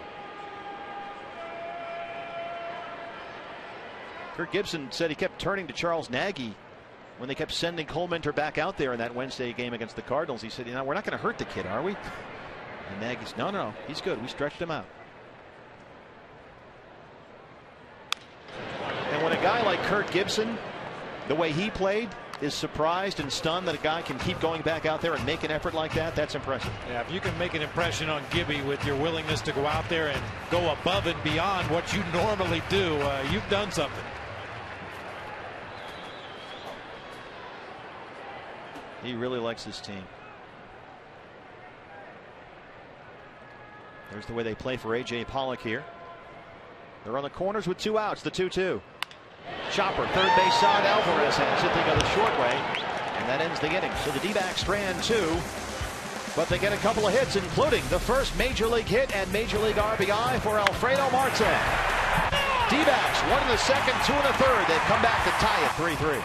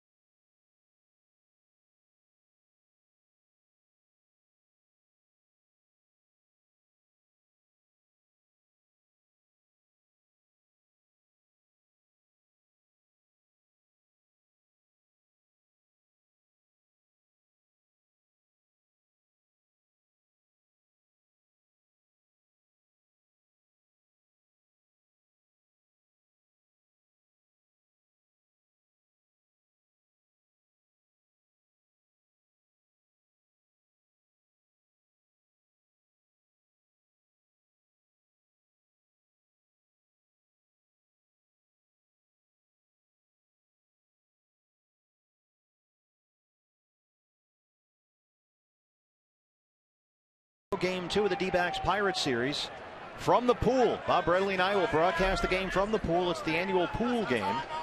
Live pregame brought to you by Nissan. It is on Fox Sports Arizona Plus. We're on the Plus tomorrow. And for complete Plus channel listings, you can log on to foxsportsarizona.com. Find out exactly where it is. If you're on the DirecTV, you only go up a couple of notches. I think it's like $6.95 or something. It's pretty close. But if you're not sure, check foxsportsarizona.com and find out exactly where Fox Sports Arizona Plus is on your system. Alvarez walked his first time up. Now this was during Bob between innings. Gerardo Parra bringing Alfredo Marte his hat and his glove and still slapping him on the back, all smiles. Nice job. That's a nice moment. 0-2 now. Got him. 4 strikeouts for Trevor Cahill. Boy, has he settled down, Bob, after that rough first inning. Yeah, and I know that the Diamondbacks tried everything last year to try to figure out a way to avoid those first inning problems. They had him warm up a little bit longer and sit down before the ball game started. They had him shorten his warm ups. They had him throw more pitches, fewer pitches. Just trying to find the right combination so that they would see the Trevor Cahill we've seen from the second inning on right away. He's retired 7 of the last 8 he's faced. Travis Snider steps in. Snider had a 2-run single back in the first, his first hit of the year. So he is 1 for 8 on the season.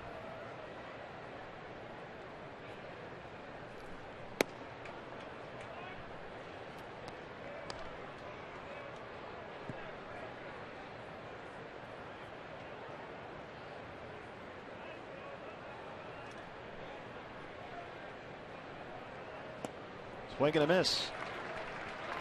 Last season, Snider hit .250, 4 homers, 17 RBI in 60 games. He was a first-round pick by the Blue Jays back in 06. The 14th player selected overall. In fact, he was drafted only 4 spots behind Tim Lincecum in the first round. 3 picks behind the Diamondbacks, Max Scherzer. But Toronto dealt Snider at the deadline to Pittsburgh last season for pitcher Brad Lincoln. And once he got to Pittsburgh last year, he had only 1 home run in 50 games. And the lack of power production is becoming an issue because it's not matching the profile for a corner outfield spot. Strike him out. That's 5 for the game and 2 in a row for Trevor Cahill. And Bob, that thing is moving all over the place. Yeah, he's found a release point where he can keep that ball close to the zone. What a tremendous downward movement. I'll tell you, it's pretty obvious that Kevin Towers and Charlie Nagy and Kirk Gibson knew what they were doing when they put this pitching staff together for this ballpark. Ball flies extremely well, especially with the roof and panels open early and late in the season. You need ground ball pitchers with that downward movement. They want guys to throw guys who throw 4-seam 98, that's fine. You'll take that anytime. But they want 2-seam sinking fastball types, which is exactly the pitcher that Brandon McCarthy, who we'll see here tomorrow night. Brandon McCarthy made himself into that type of pitcher. He was a fly ball pitcher when he was with the White Sox and the Rangers. There's a fly ball center field. Pollock is there. And Trevor Cahill has settled in. 3 up, 3 down, including 5 strikeouts now for the game. We'll go bottom 4. It's 3-3.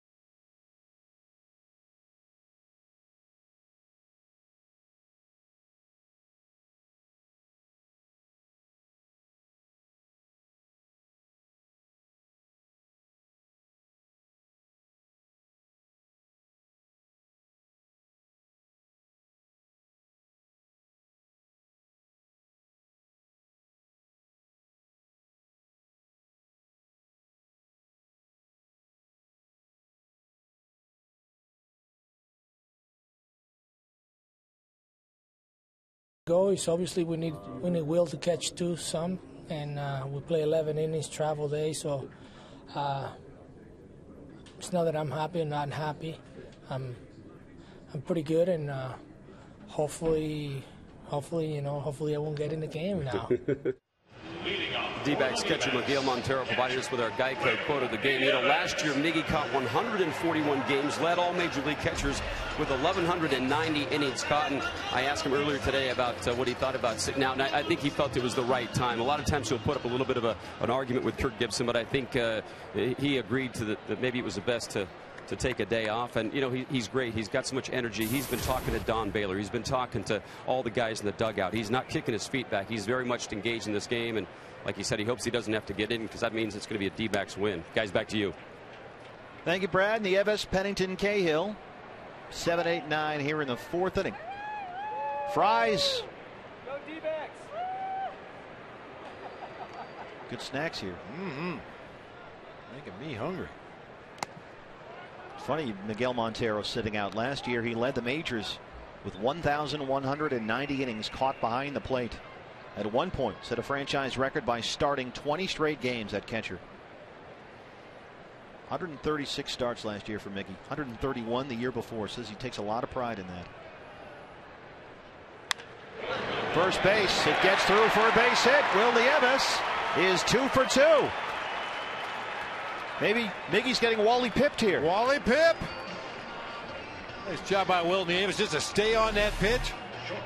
Sinker out away from him, keeps his head right down the barrel of the bat, shoots it through that right side for a leadoff base hit. Boy, you love to see this. When you play your bench guys, obviously your primary concern is to give that starter a day off to make sure that he's going to be healthy and rested and ready all season long. But man, when you put those bench guys in there and they can contribute something offensively, that is a huge bonus. Cliff Pennington fly to center his first time up. Center field again. McCutchen coming in, and it drops in front. Back-to-back singles to start the D-backs fourth here against Jenmar Gomez.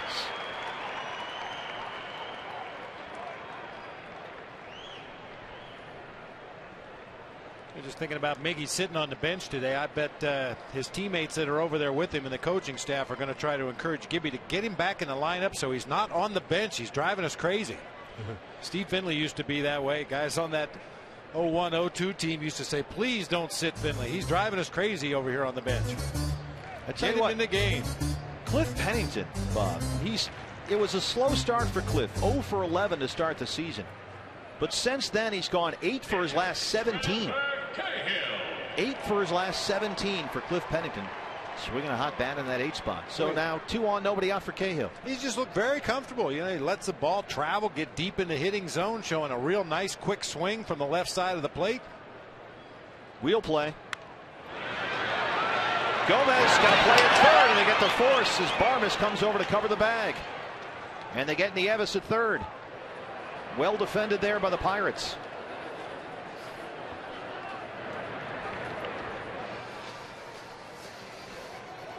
Well defended and poorly bunted right back to the pitcher's mound and hard. Ball looked like it hit right off the barrel of the bat. When you're up there to sacrifice bunt, you want to deaden that ball, and by bunting it out as far toward the end of the bat as you can, it's probably not going to bounce that far out into the infield, and the only play the Pirates would have been at first base. But nice play that time by Gomez, bouncing off the mound, getting the lead runner. So Cahill aboard at first with a fielder's choice. Pennington to second. 1 out now for Gerardo Parra. Reached on an error his last time up.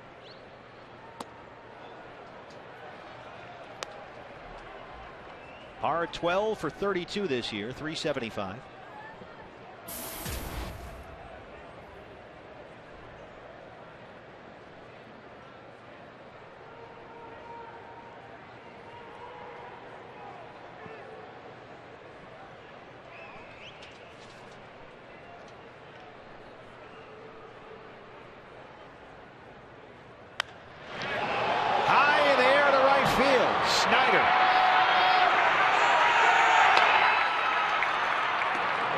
Tags. They're on the corners now with 2 outs.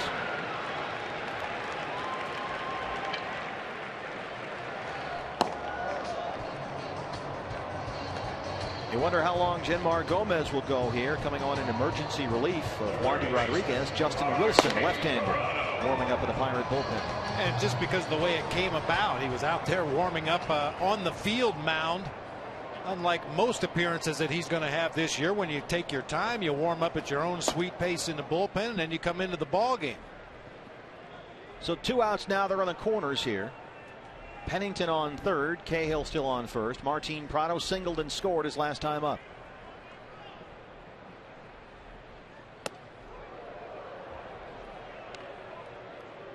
Gomez is. Oh, go ahead, Bob. I was just going to say, Steve, I was kind of surprised that Garrett Jones was holding on Trevor Cahill over there at first base, and now Clint Hurdle has whistled and moved him behind Cahill. He can back up into a better fielding position for a guy that hits the ball all over the field. 35 pitches now for Genmar Gomez. And I'm sure Clint Hurdle is not anxious to run through his bullpen here in the first game of the series. They already had a rough time in LA where they got swept by the Dodgers. Prado ahead here 2-0.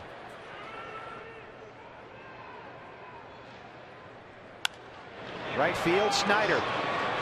Coming in, and it drops foul. That lands Cahill scoring because he was almost on third base by the time it hit the ground. Long walk back for Trevor.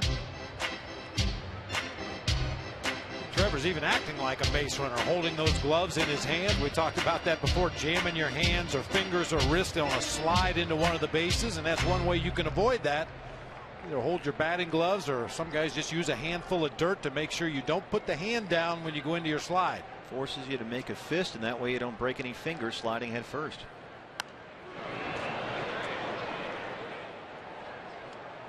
Martin Prado looking to this season here solidify the third base position for the Diamondbacks. Last year, D-backs had Chris Johnson, Cody Ransom, Ryan Wheeler, Ryan Roberts, all combined to hit only .240 at third base. Slugged only .382.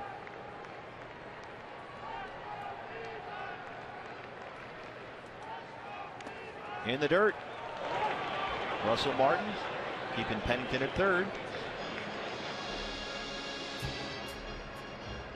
If you had another position player as a runner at first base, you might have seen him attempt to break for second right there and force Russell Martin to make the throw to second base, with the idea that possibly Pennington could sneak down that line at third and score a run. Don't want to take that chance with Trevor Cahill at first base. There's Trevor at first, holding those gloves. Prado has it full now, 3-2 with 2 outs, so Cahill will be taken off on the pitch. There it is. Right back at Gomez, backs up. One hops it to Jones. That was close. So the D-backs get 2 hits. They leave 2. We're still tied 3-3 through 4.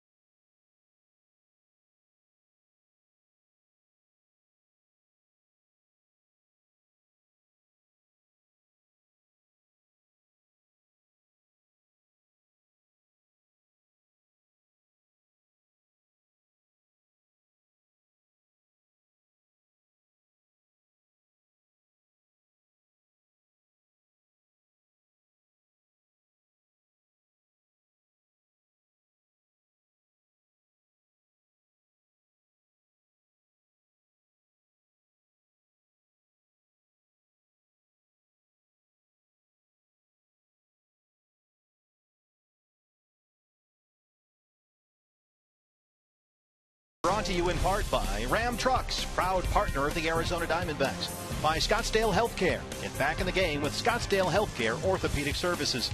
And by Gila River, proud partner of the Arizona Diamondbacks. 3-3 here in the fifth inning. Good one going. The ABC Club inside Chase Field here. Oh, that's a nice place to hang out. We will have a new pitcher in the next inning. Josh Harrison coming in to lead off the Pirate fourth here. Harrison, Marte, Walker 9-1-2 in a 3-3 game. Good one going here at Chase Field. Josh Harrison hitting for the pitcher, Genmar Gomez, who came on in relief of the injured Wandy Rodriguez. And there you can see since the first inning, Trevor Cahill has given up only one base runner. 29 pitch first inning. Since then, he's thrown 38. So Trevor's up to 67 for the game. Harrison was the Pirates' most used pinch hitter last year, went 4 for 29 with a walk and 3 RBI.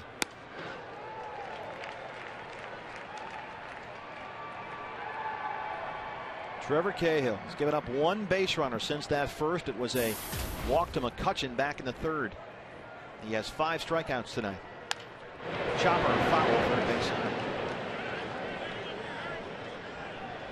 We've talked a lot about that Trevor Cahill two-seam sinking fastball, and it's really a natural sinker. He doesn't really turn it over or anything. You'll see the two-finger grip with the seams right there, just kind of reaches out, follows through. Now the natural follow-through will cause you to pronate your hand, turn it toward the third base dugout. Some guys really work hard to turn that ball over. It's a very natural movement for Trevor Cahill.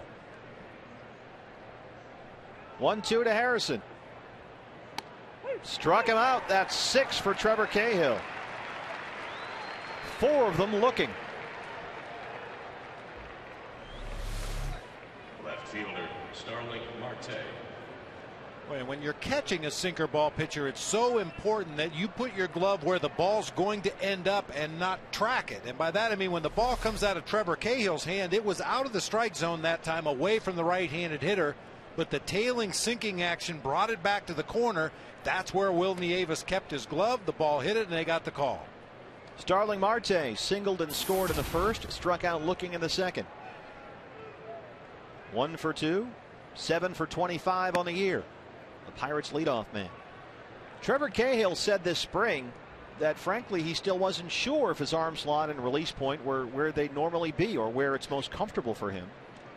But if he can just get that sinking two-seam fastball to the glove side of the plate.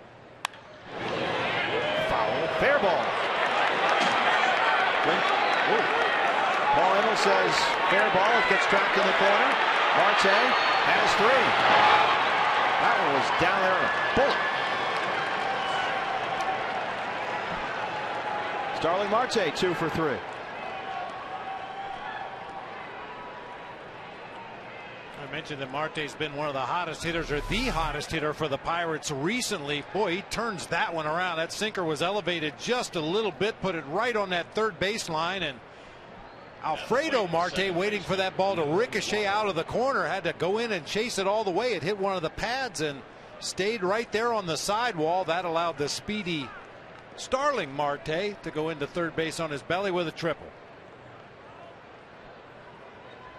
First hit for the Pirates since the first inning, just their second base runner since the first inning, and now here's Neil Walker.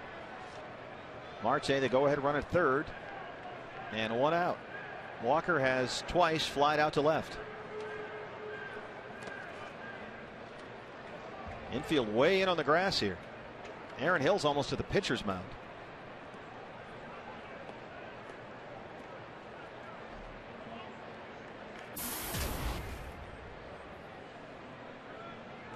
Prado and Pennington in on the edge of the grass. Aaron Hill is coming way in on that left-hand side or the right-hand side of the infield. Look at Aaron Hill.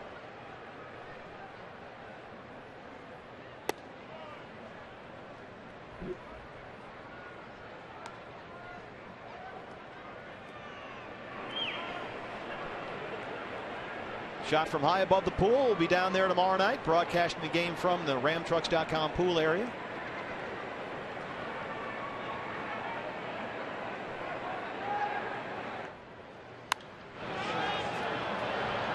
2-1 now. I mentioned before the Marte triple about Trevor Cahill trying to find the right arm slot and release point. And he said if that two-seam fastball just starts going to the glove side of the plate, say 7-8 times out of 10, that's when he'll know that he's found the ideal arm slot. And he had it rolling here in this game after the first inning up until that Marte triple.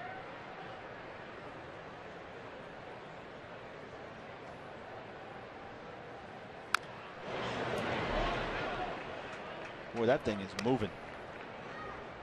He's got so much natural movement on his ball. A little reminiscent of former Diamondbacks pitcher, Cy Young winner Brandon Webb. Webby had just a natural, heavy, sinking fastball without doing anything extraordinary to make it move like that. It was just a very, very natural sinker. The guys didn't even want to play catch with Brandon Webb. When the guys come out at 4 o'clock in the afternoon to get loose, nobody wanted to play catch with him. Foul ball down the right field line. He threw a sinker. Wandy Rodriguez started the game for the Pirates. He had to leave with an injury in the third inning. Pirates saying it is left hamstring tightness for Wandy Rodriguez. And that was apparent while he was out there. It took him a long time to try and work it out and never quite could, so they took him out of the game. 2-2 now to Neil Walker. Hit him.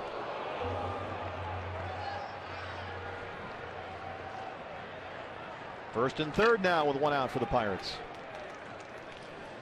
Yeah, we were talking about this the other day. The guys that have the ability to look like they're getting out of the way but actually stick their leg right in front of the pitch. It appeared that's what Neil Walker did right there. Yeah, man. Put his knee right in front of that. Just below the right knee. That wouldn't be any fun. Painful way to reach base. Well, this could be painful too. Here comes Andrew McCutchen up with men on the corners. McCutchen had an RBI double and scored in the first, walked in the third.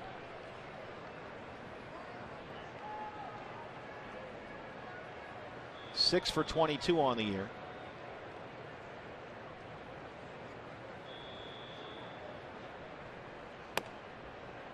Got to be careful here. Only bullpen getting a little busy. 81 pitches now for Trevor Cahill. Matt Reynolds, the lefty, getting up. He's been terrific all year long.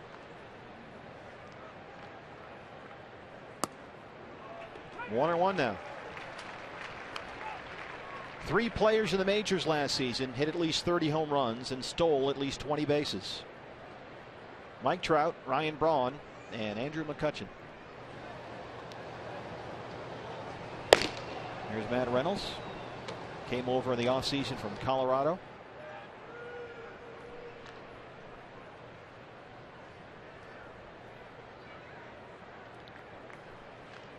Well, if this is a long enough at bat, he could conceivably be ready for the left-handed hitting Garrett Jones in the on-deck circle. Then you have the right-handed hitting Russell Martin, and then back-to-back lefties in that 6 and 7 spot in the Pirates lineup.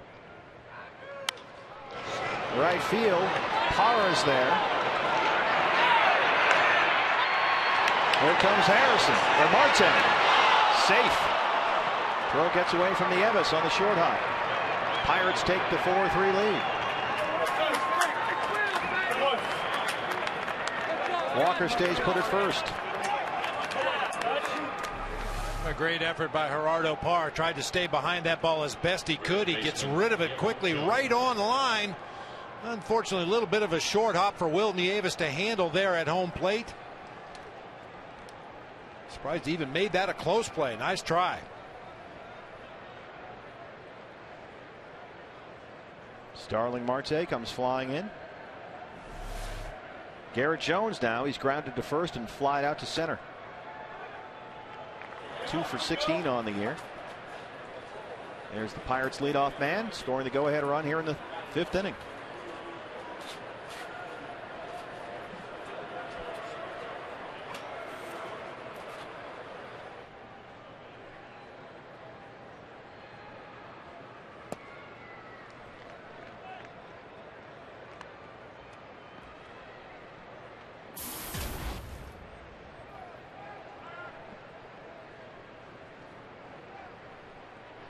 Garrett Jones, subject of trade rumors over the winter. Pirates GM Neil Huntington reportedly had a lot of interest. Left-hand power bat. But they like how Jones has developed in Pittsburgh. And they value him highly. Never heard an offer that they thought was worth making a deal for. Mariners reportedly had some interest, and then they went out and got Kendry Morales.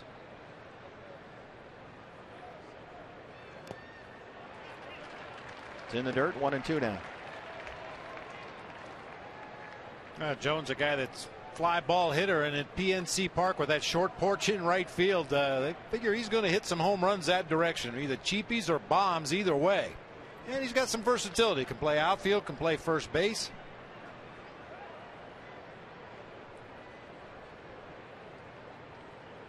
Last season, 65 starts at first, 58 at right field. 2-2 now. Jones has enjoyed playing with the Pirates. He said, I felt like deep down they wanted to keep me here. They want me, and I'm glad I'm here.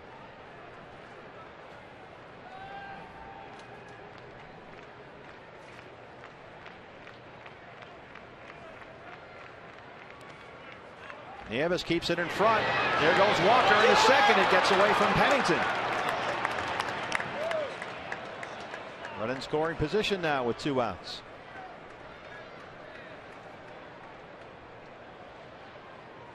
Ball got just far enough away. Neil Walker had a pretty good read down there at first base. Got a jump as soon as he saw the ball in the dirt. By the time Nieves can fire that ball to second, he was easily going to be safe. Real nice play right there by Cliff Pennington. Couldn't catch it cleanly, just knock it down, keep it on the infield so Walker can't get up and advance to third base. Wild pitch from the scoring. So Walker to second, 4-3, 2 outs. Count full now to Garrett Jones, who steps out. Russell Martin is on deck.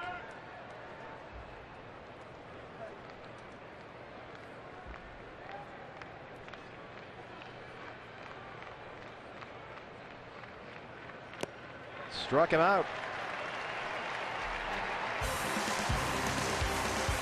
But the Pirates get a run. They take a 4-3 lead. Coming up second here in the Diamondbacks half of the inning, Paul Goldschmidt.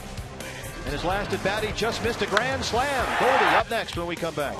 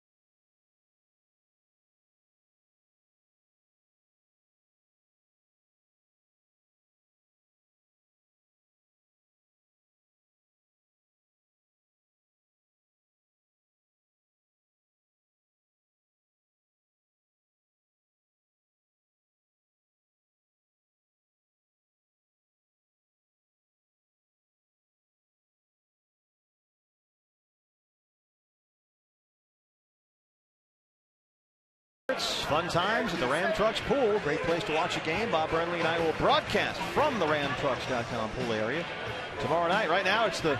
Wait a minute. We'll chase those Pirates fans out of there tomorrow night. I mean, how do they get away with putting their flag up? 2 of them now. Oh, my. I can guarantee you that's not going to happen tomorrow night. No, no, no. We will not be having any of that. There's Trevor Cahill in the D-backs dugout. He's given up 4 runs on 4 hits. Does have 7 strikeouts. New pitcher for the Pittsburgh Pirates. This is Justin Wilson. His numbers last season in 8 appearances in the month of September. Pretty good ERA at 1.93. Kind of surprising, however, because he gave up a boatload of hits, 10 base hits in 4 2/3 innings. He also walked 3 batters, but managed to pitch around that trouble. Only gave up 1 earned run. 5th round pick in 2008 out of Fresno State. Justin Wilson. Hill, Goldschmidt, Marte, 3, 4, and 5. First fastball at 95. Live arm from Justin Wilson. Also throws a curveball and a slider. Aaron Hill is flied out and walked.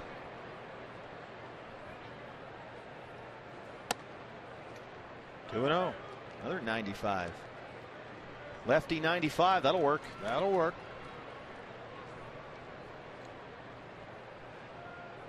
I'll tell you what, though, you can't throw it for Aaron Hill not to be able to turn it around. He likes heaters. Barnes at short. Well away. Paul Goldschmidt doubled and scored back in the 2nd. And came up with the bases loaded back in the 3rd and hit one that sure looked like it was going out for a grand slam. Died just at the track. And another good matchup for Goldie, who, as we know, crushes lefties. Last year versus lefties, 343. 11 for 28 on the season so far. 0-1.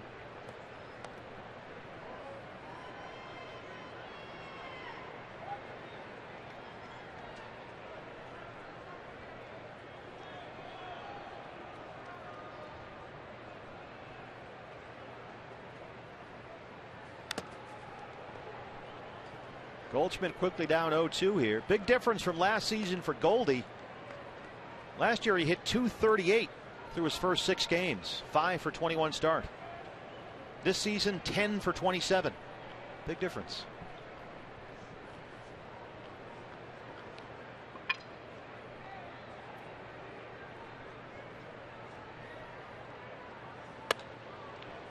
Now, Paul Goldschmidt defended by the Pirates outfield the way most teams defend against Goldie. Everybody plays straight up and deep.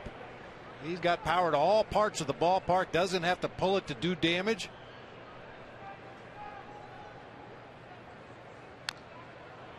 Just got a piece of it, down and away.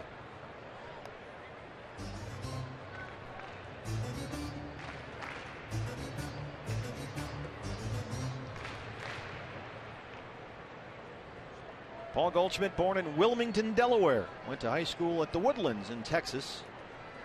8th round pick in 09 by the D-backs out of Texas State. Martin blocks it.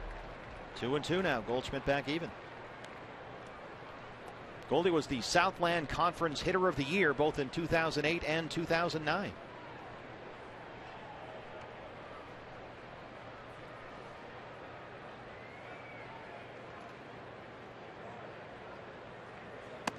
Struck him out.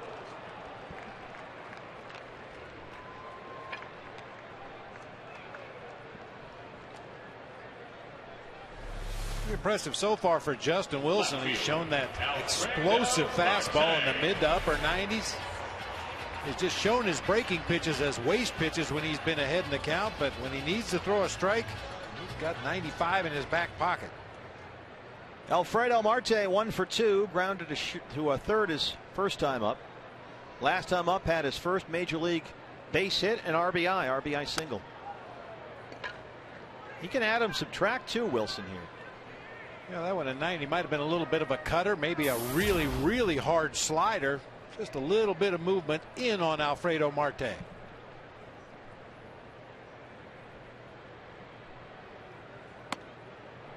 Oh, 0-2 at 96. Yeah, the 76 was the breaking ball. The high of 97 on that four-seam fastball.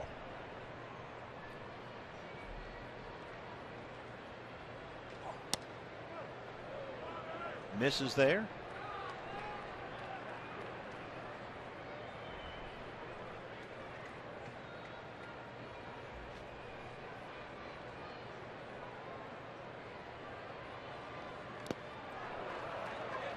Another strikeout, a 1-2-3-5 for Justin Wilson, including 2 strikeouts. We'll go to the 6th inning here at Chase Field. D-backs trail the Pirates 4-3.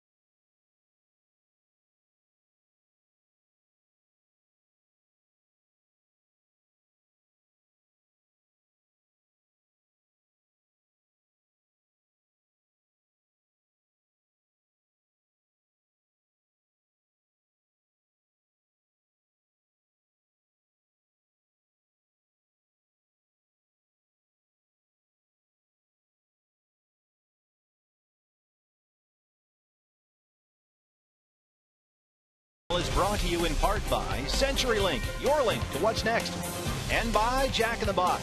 Come to Jack in the Box today and try the new Hot Mess Burger. It's loaded with spicy jalapenos, onion rings, and gooey pepper jack cheese. Outside Chase Field, the Diamondbacks trail the Pittsburgh Pirates 4-3 in the 6th inning here. First of a 3-game set against the Buccos. We have an off day Thursday, and then the Dodgers in here over the weekend. Trevor Cahill's night is over. An up and down start, Bob. He had a rough first inning, looked dominant at times, and then just had a rough 5th inning. Matt Reynolds, the new pitcher on for Arizona. And he has been absolutely terrific. Quality strikes. Center field. Pollock is there, one away. And that's a typical Matt Reynolds out. I mean, ever since he's come over here in the trade in the offseason with Colorado, it's 3 up, 3 down. He's a big guy out there, 6'5", 240, 28 years old. He's given up only 1 hit all year.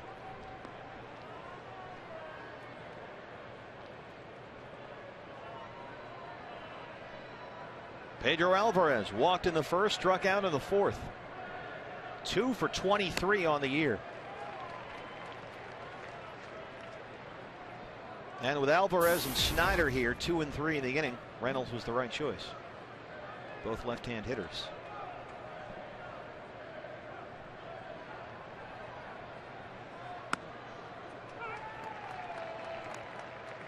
Pirates coming into the game, we mentioned they had a rough series over the weekend at Dodger Stadium. They were swept. Pirates only held a lead at the end of 3 of 54 innings. 3 tonight through 5. They have struggled offensively, but they've got 4 across here in the opener of this 3-game set. Here's the 0-2 now. Short hop the plate.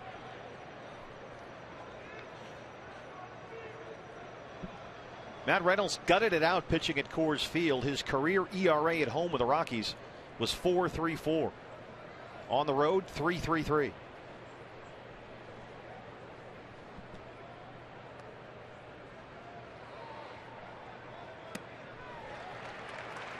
Two down. First strikeout for Matt Reynolds.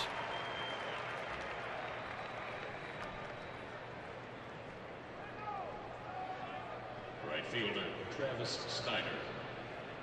10 strikeouts in 24 at bats so far this season for Pedro Alvarez, having a lot of trouble just making contact.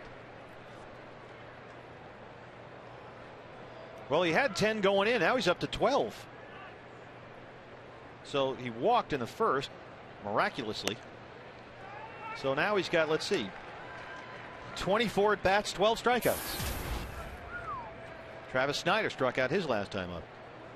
Did have an RBI single back in the first, scored 2 runs. And man, this is Matt Reynolds. If you're not on the Matt Reynolds bandwagon yet, what are you waiting for? He works fast, he gets ahead, he gets people out. He's ahead here 0-2.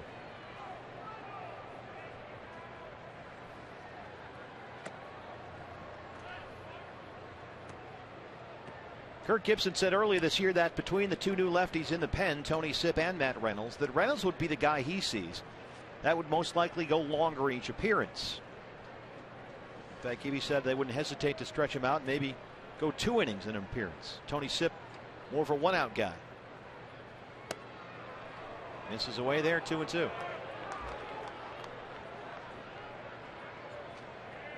Kevin Towers compared Matt Reynolds to another lefty in the NL West, Jeremy Affeldt of the Giants.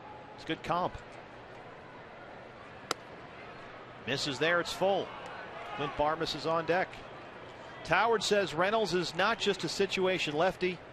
Big, good downward angle, can get lefties and righties out. KT said Reynolds is somebody they think has even more upside than where he's at. Missed there, walked him. 2-out base runner for the Pirates. He was ahead 0-2. Yeah, we've talked about pitching it at Chase Field. You need to have some kind of a pitch that moves down, whether it's a hard sinker or a changeup that the bottom falls out of. And for Matt Reynolds, that's the split-fingered fastball. Clint Barmas struck out looking in the first, fly to center in the fourth. He is 0 for 2 and 2 for 15 on the season. There's Trevor Cahill, whose night ended after 5 innings.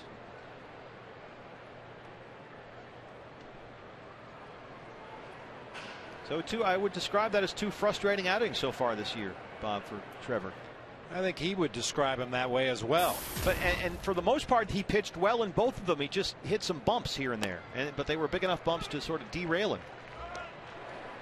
I mean, the pitch that, as we mentioned, the one that Matt Holliday hit out of here last Tuesday night, I mean, that was in the left-hand batter's box that Holliday, who's strong as a bull, just reached down and got. Struggled in the first. After that, he dominated up until the 5th. Prado at third. Matt Reynolds gives up a walk but strands the run. Hey, get the team shot. Get your D-backs geared. Get ready for the bottom of the 6th. Pollock, Nieves, and Pennington. D-backs trailing 4-3.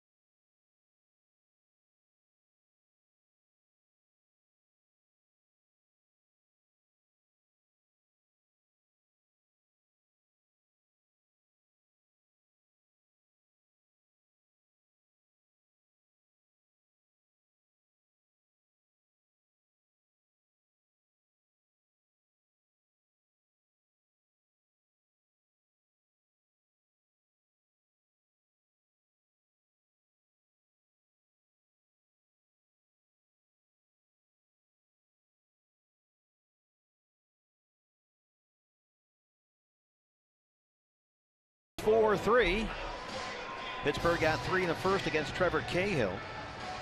Travis Snyder had a 2-run single.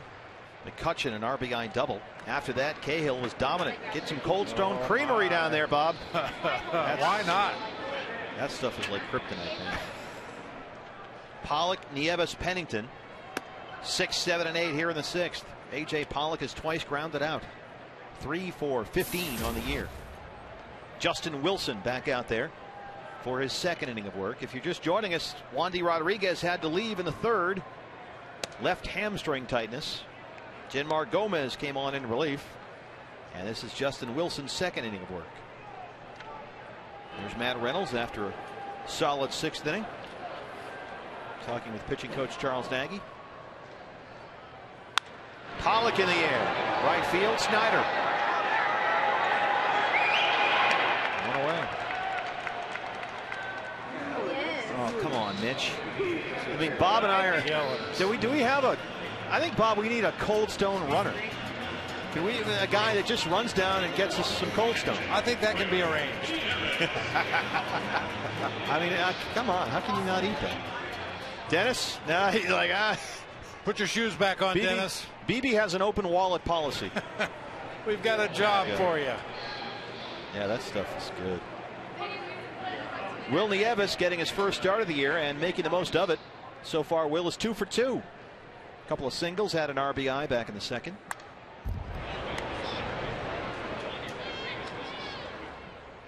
Yeah, there's all kinds of good food. I've been kind of making the rounds, Bob. Because I get here to the ballpark at about 8:30 in the morning every day, and so I got some. I'm prepared and do all that stuff, and then I got some time, so I'll wander around and check out the food. 3 meals a day at the ballpark. Yeah, it's gonna go really well for me.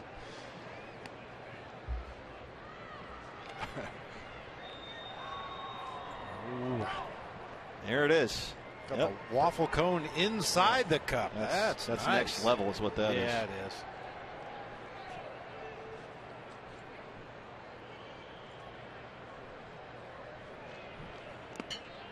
Nice scoop by Martin in the dirt. Will Nieves, 35 years old. Carved out a nice career as a backup catcher in the big leagues. Busiest season 2009, played in 72 games with the Washington Nationals. Cole Mentor and Ziegler. Josh got the weekend off after his yeoman's work here Wednesday night. He is up along with Brad Ziegler. And you may ask yourself, why 2 righties? Third base, Alvarez. Well, the reason for that, should this game get tied up or the Diamondbacks take the lead, I'm sure we'd see Brad Ziegler. Otherwise, if they still trail by a run, it'll probably be Josh Cole Mentor. And if it is Cole Mentor, you may see a double switch in order to possibly get multiple innings out of the big right hander. Gibby's been double switching a lot so far. Got a lot of more options now. That's one of the things that Jason Kubel did not start because Wandy Rodriguez, the left-hander, did. But Kevin Towers has made sure that Kurt Gibson has a lot of options, both in the bullpen and on the bench. Eric Hinsky, in fact, is in the on-deck circle. And we know what he did yesterday. The pride of Menasha, Wisconsin. Sent a moonshot out in center field in extra innings. That was the difference. Cheese curds for everyone.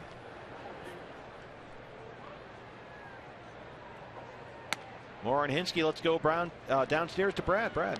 Yeah, Kirk Gibson earlier today talking about Eric Hinsky, and he just loves him in that role. The pinch hitting role was his 8th career home run in that type of situation. Kirk Gibson said that's a great job. You get to watch the game, wait around, and get a chance to win it. Some of the writers kind of question that, and it's just the way that Gibby looks at a game. Most people look at the negative side, and Gibby's the guy that says, you know, in that opportunity, you got to deliver, and that's what Hinsky did last night. We'll get a chance this inning, though. Back to you guys. Well, Gibby kind of made a name for himself doing that, at least in one at bat. Hinsky flies out to center. Thanks, Brad. Diamondbacks trail 4-3.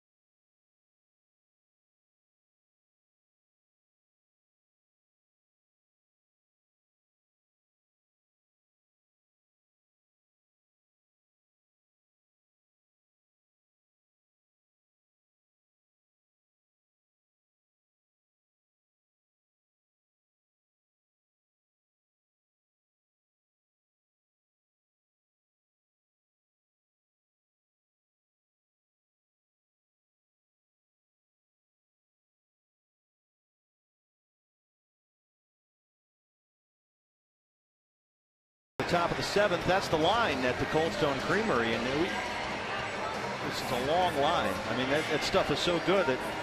Wait a minute, Bob. It's Dennis. Hey, it is Dennis. He put his shoes on. This might take a while. Well, look at that. That's Dennis, who was in our booth about 2 seconds ago, and now he's at the end of the line at the Cold Stone. New pitcher for the Diamondbacks, Brad Ziegler.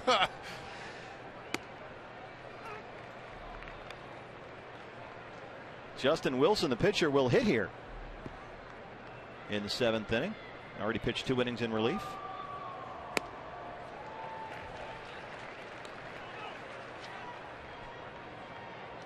Wilson pitching out of the bullpen here at the major league level, but he's been a starter throughout his minor league career. Except as many as 142 2/3 innings pitched in one season. He's capable of being stretched out the way Clint Hurdle is going to use him here tonight. It's his first major league at bat, and he gets to look at Brad's underhand delivery. Swing and a miss, and he strikes him out.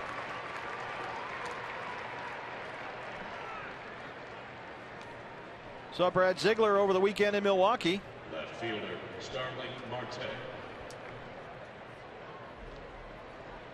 He worked the 7th against the Brewers yesterday. Struck out the first batter he faced. Gave up a single, got a fielder's choice, and another one. Starling Marte had a triple last time up. Triple and scored the go-ahead run. He's 2 for 3. Singled and scored a run back in the first.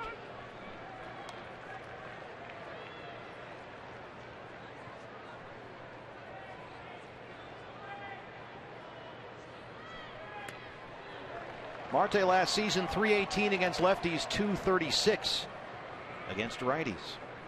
And he has, they hope, solidified that corner outfield spot in left. Despite having Andrew McCutchen out there in center field every day, the Pirates last year went through 13 different outfield combinations over the course of the season. And much of that as a result of trying to find a suitable body in left field while they waited for Marte to mature just a bit. They had 10 left fielders and 10 right fielders on either side of McCutchen over the course of the year. And once Marte got in there and started hitting, they were calling it the Marte Parte. And the combination, as you can see, has been a pain in the neck tonight. They've scored 3 times. Well, we've seen the speed that Starling Marte has. We know Andrew McCutchen can run like the wind. And here comes A.J. Pollock. Makes a nice running catch. Boy, if that got down, that was going to be big trouble with Marte's speed. Just to finish that thought, if you've got speed in left and speed in center, yeah, you can afford to have a slug out there in right field. You know, you can slide McCutchen around a little bit to help protect that right center field gap, knowing that Marte can cover the other side of the field in the gap. Nice running catch by A.J. Pollock. Thought he might have to dive, but closes ground quickly and makes that catch about waist high. And A.J. is a guy, as we've said, who does a lot of things well. He does a lot of the little things well. Very good defensive outfielder. He's got good speed, a little bit of pop in the bat. Here's Neil Walker. Walker is twice flat out to left. He was hit by a pitch his last time up, or rather leaned into it, as we saw on the replay. Kind of stuck his knee out there. But as we said, he was a very good football player in high school, so he's a tough guy.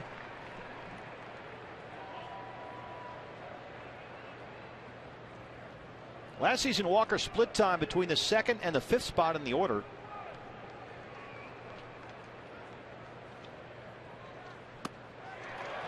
Struck him out. 2 strikeouts in the inning for Brad Ziegler. And the D-backs will go to the home half of the 7th. Stretch time here. They trail the Pirates 4-3.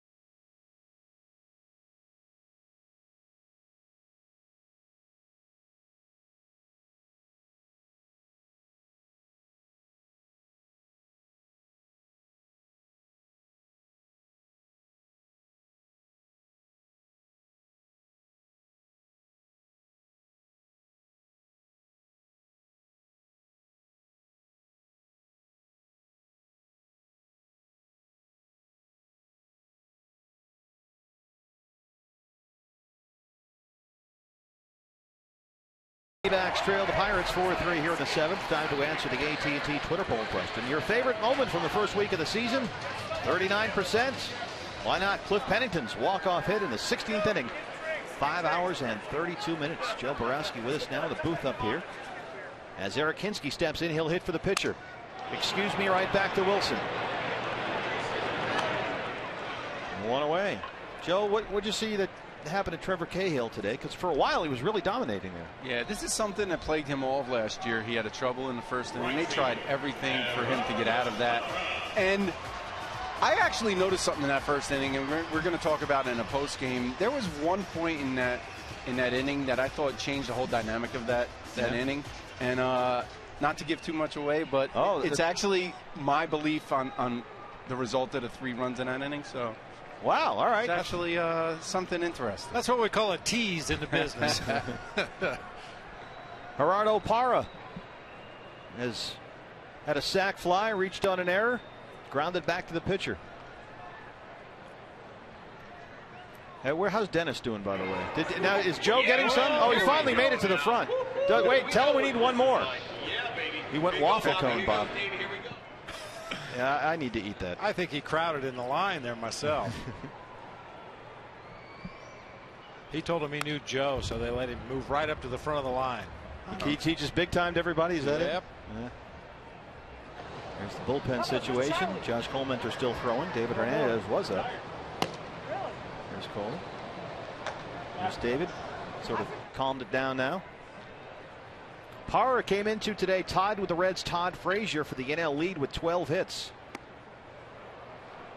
Now the Reds beat the Cardinals this afternoon, but Frazier went 0 for 4. So Gerardo still looking for his first hit today. He's hit safely in every game this year.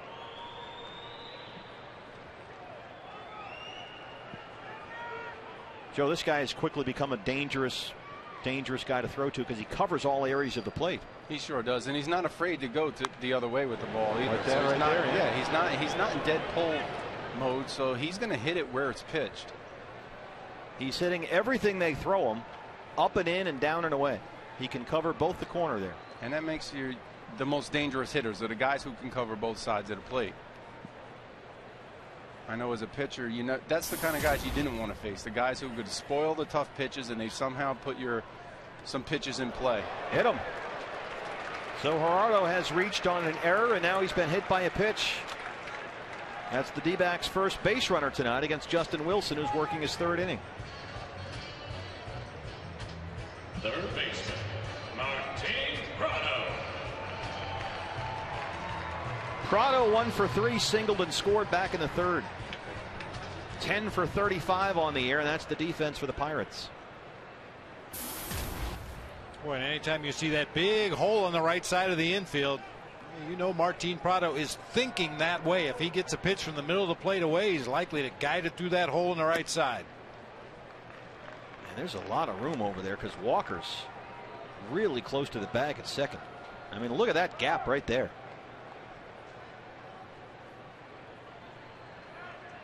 Do we still have that freeze frame of the Pirates notebook?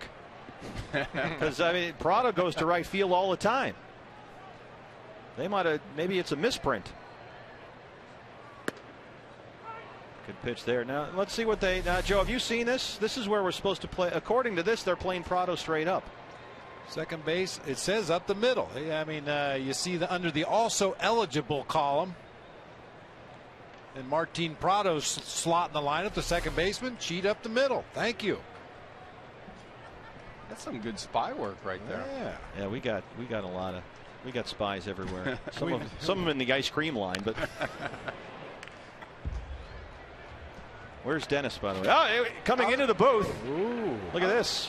I was just going to say, Dennis has been gone a while. He might have. Dennis, you need to go back down and Joe. Dennis, Joe's going to need one. Oh. Joe, you're a guest. I'll defer to you. Bob, you've been working hard all game. You go right ahead. I'll just wait for Dennis to come back. Thanks, Dennis.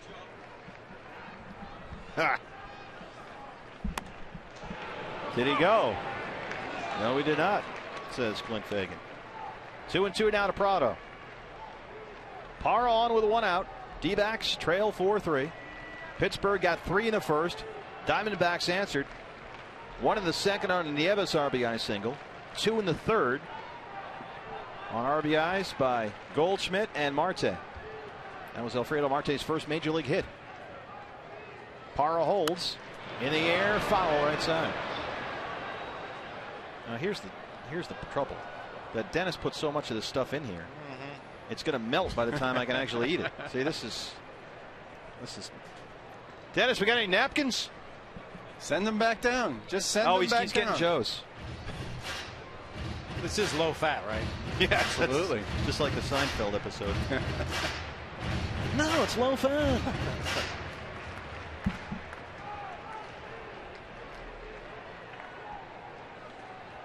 2-2 from Justin Wilson. Second base, it hops on Walker. Barmes is there for 1, and they roll it over. Double play behind Justin Wilson. D-backs are through 7. They trail the Pirates 4-3.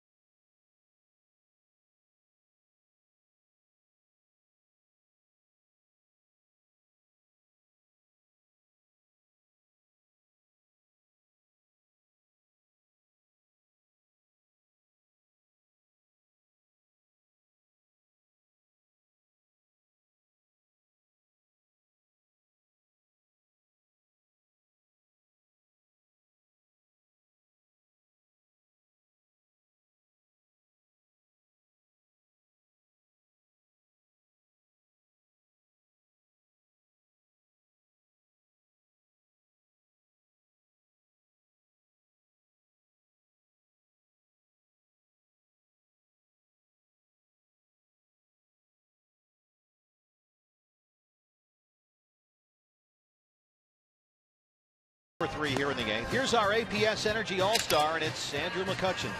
As usual, he's been a handful. Well, he's a handful against just about everybody. As you get a good look at Josh Colementor warming up, Andrew McCutchen will lead off the inning for the Pirates. Last 9 games against the Diamondbacks, a .469 average, 3 doubles, 5 driven in, and has scored 9 times. And he'll lead it off here in the 8th. Pirates leading 4-3. They have lost 4 in a row after they beat the Cubs 3-0 on Wednesday night. 0-3 on this road trip, and they'll face Josh Colementor here, who was so good. Special, in fact, in that win in 16 innings over the Cardinals here on Wednesday night. Josh Colementor.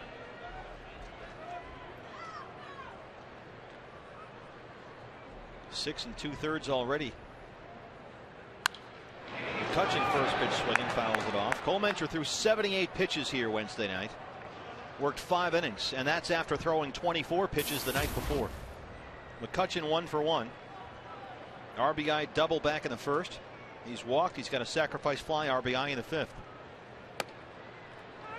Yeah, after the off day on Thursday, the Diamondbacks made their way to Miller Park for the first game of that series against the Brewers. I told Josh Colementor, if I had a vote for Cy Young, you'd be the leader right now. I'm sure Kirk Gibson, Charlie Nagy feel the same way. What he was able to do in that ball game, coming in and cleaning up the last 5 innings, amazing. You know what? Part of it is that Josh is so good in that role, and he's really adapted to it nicely. But you wonder why more teams don't adopt this model. I mean, everybody has a long man, quote unquote, but that's usually a guy that you're going to throw in when you're losing 8-2 in the 4th inning. I mean, this is a guy that's a valuable pitcher in big spots, and Kirk Gibson has said, I won't hesitate to use him anywhere in any game. And when you have a guy like this that fits the model so well, you really see how valuable that role can be. I mean, he saved their bacon here Wednesday.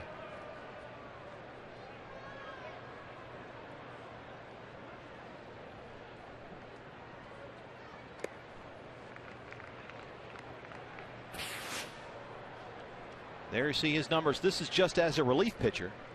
He was in and out of the rotation last year. A 1.32 ERA. And you see as a starter it was 5.11. And Josh has said, you know, ideally he'd like to be a starter, but now he's sort of welcomed the adrenaline rush he gets when the phone rings in the bullpen. High in the air now. Left side, Prado calls Pennington off, and they figure a way to get McCutchen out.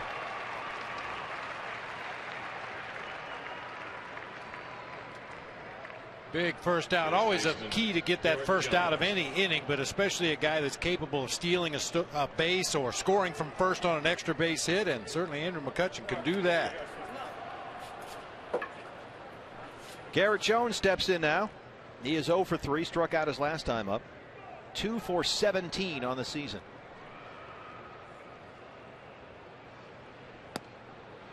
Garrett Jones has tremendous power, but in the past it's almost become a trap for him in terms of thinking of himself as a very one-dimensional player. And Clint Hurdle said he was pleased with the way Jones last season worked hard at all aspects of his game. Not just going for home runs all the time, taking extra work in both the outfield and the infield. He plays some outfield, plays some first base. And Hurdle said when he finally began embracing a new identity at the plate and stopped thinking he had to be Babe Ruth all the time, he became a better hitter and a better player. Well, overswinging at the plate is probably the equivalent of overthrowing on the mound. You lose any effectiveness that you may have had naturally trying to do something you're not capable of doing. Take a nice quick swing, get the bat through the hitting zone quickly, try to make solid, consistent contact. If you're supposed to hit a home run, it'll leave the park. Clint Hurdle said that he thought Jones initially had success after coming over to Pittsburgh because he stopped trying to take it for to the next level all the time and just settled in. He had lost his way a bit, trying to hit home runs every time up.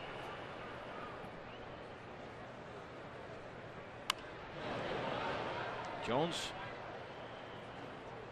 14th round pick by the Braves in '99. He was released a few years later. Never got out of rookie ball in the Atlanta system. Signed on with Minnesota. Played a long time in the Twins system.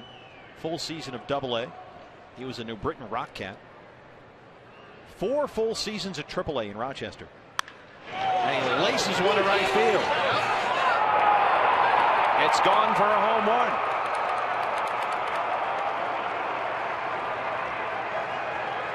'27 homers for Garrett Jones last season.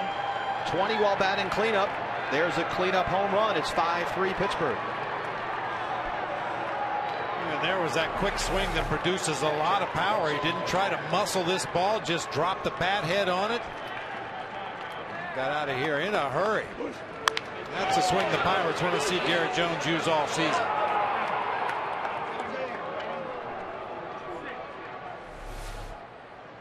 Two-run deficit now for the D-backs, and here's Russell Martin. Martin's still looking for his first hit this season. He's 0 for 16. Garrett Jones, as we told you, he can do that, and he'll hit home runs on you. Center field, Pollock. 2 down. Our Chevron upcoming matchup tomorrow. Brandon McCarthy is on the mound for the D-backs here. That's a pool broadcast. Bob and I will be out by the pool. Fox Sports Arizona Plus. James McDonald goes for the Pirates. Pitched well his last time out, as you see there. 2 hits and 7. Pedro Alvarez has struck out his last 2 times up. And he has struck out this season in 12 of his 24 at-bats. He's been up 24 times and struck out 12 of them.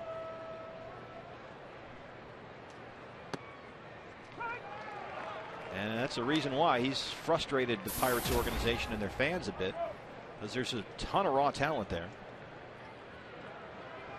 He was the 2nd overall pick in the '08 draft out of Vanderbilt. But he'll do that a lot.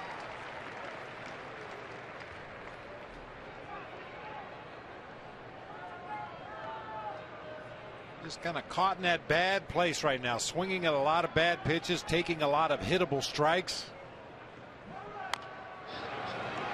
Cole Minter, and he's out of the inning. But Garrett Jones takes one deep to right field and out of here. And the D-backs go to the bottom of the 8th. They trail the Pirates 5-3.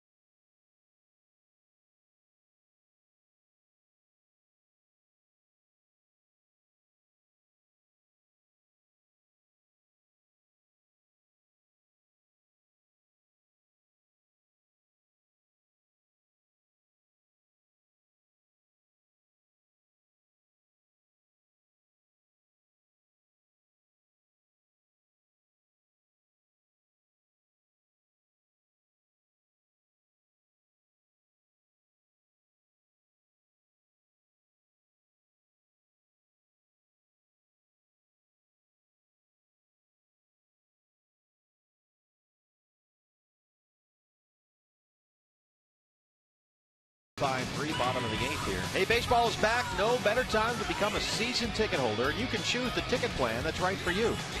You can buy a full season, a half season, or choose from weekends or series plans. And you'll enjoy all the benefits of being a season ticket holder, like early entry to Chase Field and exclusive events with players and coaches. You can call now to learn more, 602-462-4600, or you can log on to dbacks.com. Don't forget, for the next 2 games of this series, just like tonight, all upper-level seats here at Chase Field, only $5.32. To celebrate the 5-hour and 32-minute game Wednesday, the longest in Chase Field history. New pitcher for the Pittsburgh Pirates is Mark Melancon. He's been a Yankee, he's been a Red Sox, he was an Astro. He can throw really hard, got a big curveball. Sinker cutter curveball. See his numbers last season. Pitching for the Red Sox. I think this is a bullpen that's a little bit in flux. Jason Grilli finishing up games as the closer, but pretty much all the roles before that are kind of fluid right now. Clint Hurdle and Ray Sears just kind of waiting to see how guys settle in. Gabby Sanchez settling in at first base for Garrett Jones. Hill, Goldschmidt, Marte, 3, 4, and 5 here in the 8th. Yeah, Melancon was a guy that the Red Sox acquired and traded Jed Lowry to get him. He was supposed to be the 8th inning man, and he just couldn't get anybody out. And spent a lot of time in Pawtucket, Rhode Island, AAA. Aaron Hill 0 for 2. He's walked. There was a time when Melancon was in the Yankee system as a very young player, and they were writing that perhaps they had the next Mariano Rivera. He was that effective as a closer, and he threw that hard. But he's had moments in the big leagues where he just hangs pitches and they get hit. And there's been a series of organizations that have tried to capitalize on his upside because it's there. The stuff looks great at times. It's just a question of putting it all together. You go back a couple of years pitching for the Houston Astros. He had a stellar season, 71 appearances, 8-4 with a 278. That was closing games for a better part of the season there. 20 saves. Red Sox liked him as an 8th inning guy, and it just never worked out at all.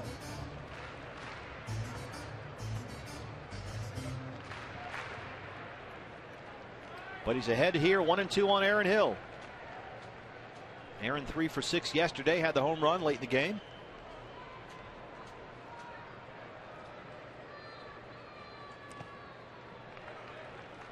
Melancon was a Wildcat, pitched for the University of Arizona, set school record For saves, well, it's since been passed, but he was in the record books for a short time down there at U of A.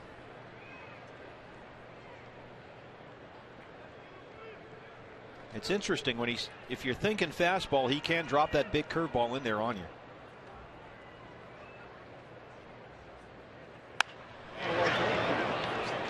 Fastball away, and Hill shoots it down the right field line, foul. We had a rough weekend, Bob, at Miller Park with some of their field crew down there. That's Ernie Young rather down the right field line. Just he gets better jumps. You know, I think they just the ball guys in Milwaukee just didn't have enough spring training this year. I mean, you look at our guys and you think lateral quickness. 2-2 now. John Thorson down the left field line tonight. Interchangeable parts here at Chase Field. Though those guys down the line, they can handle either side. I mean, the guy that had third base at Miller Park, he just couldn't read a carom. Didn't really get out there quickly enough, cover enough ground. Security guy had to get involved and back him up. At some point, it just becomes a matter of pride. Here's the 3-2. Third base side, Alvarez backing up. It's a long way to throw, and it's right there, one away. The Arizona Diamondbacks and Fox Sports Arizona are teaming up to celebrate 75 years of the March of Dimes and Healthy Babies.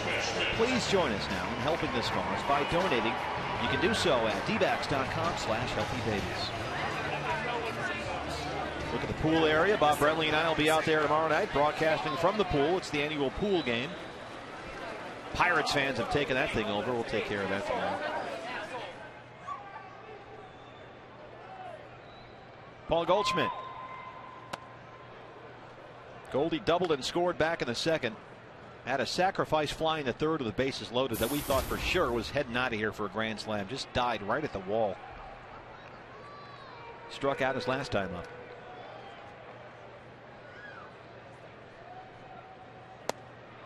Oh, 0-2. Paul Goldschmidt, as we mentioned, played his high school ball at the Woodlands in Texas. Jamison Tyone, a big Pirate pitching prospect, played there after Goldie. But when Goldie was there at the Woodlands, he played baseball with Kyle Drabeck, who of course is the son of former Pirate great Doug Drabeck. Kyle was a first-round pick in 2006.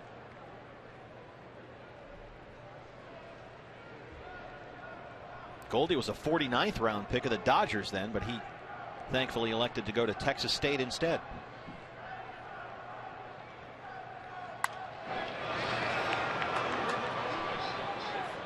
And you really get the sense that Paul Goldschmidt is ready to make that jump and become an elite player in this league. Breakthrough season last year. Of course, he was a big part of the 2011 playoff run. First full season last year, and everything is right in place for him to take it to the next level this year. And we're not the only ones that feel that way. I've talked to a lot of people around the National League the last couple of years, and I think everybody feels Goldie's going to be that guy. His second strikeout tonight. 2 down for Melanson here in the 8th. Time now for our Chaz Roberts air conditioning cool play of the game, and it's Alfredo Martes. First career hit right here. Back in that third inning. First hit, first RBI. Everybody in the D-backs dugout liked it. Alfredo steps in now, 1 for 3. The single was back in the third. He has grounded out and struck out. 1 for 8 on the season so far.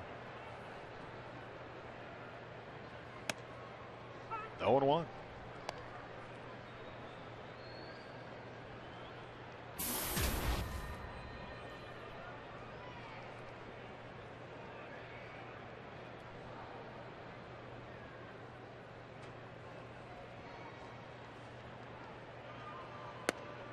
Oh, that is a nasty curveball right there. He told you he can drop it in on you.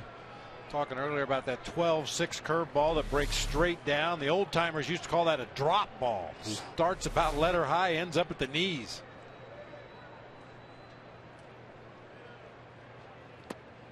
Marte can't hold up, and he strikes out. 2 strikeouts in the inning for Mark Melanson. And we'll go to the 9th inning. D-backs trail the Pirates 5-3.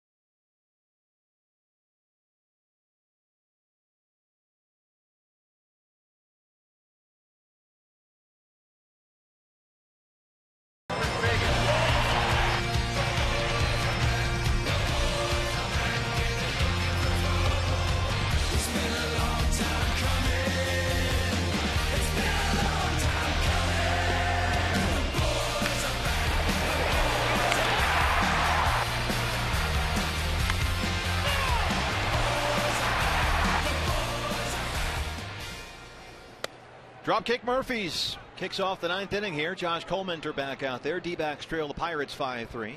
Travis Snyder, Clint Barmas, and the pitcher spot. 1-1. Snyder had an RBI 2-run single, in fact, back in the first, struck out in the 4th, and walked in the 6th. Trevor Cahill gave up 3 in the first, settled down and became a dominant pitcher. Had 6 strikeouts, ran into trouble again in the 5th when Starling Marte hit a 1-out triple and scored on a McCutcheon sac fly. Trevor went 5 tonight. We've seen Reynolds, Ziegler, and now Colmenter back out there for a 2nd inning.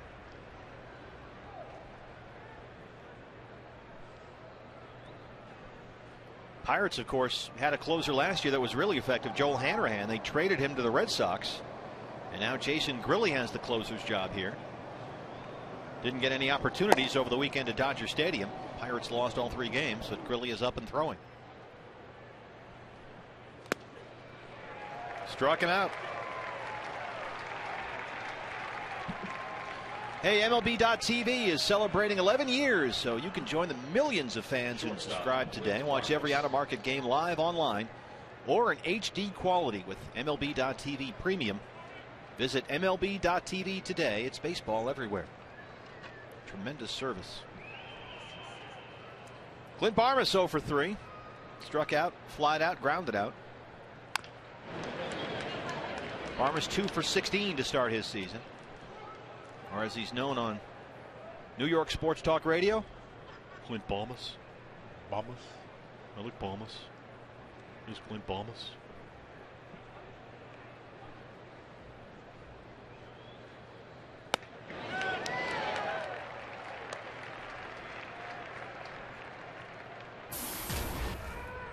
Born in Vincennes, Indiana. Went to high school there, and he was an Indiana State Sycamore.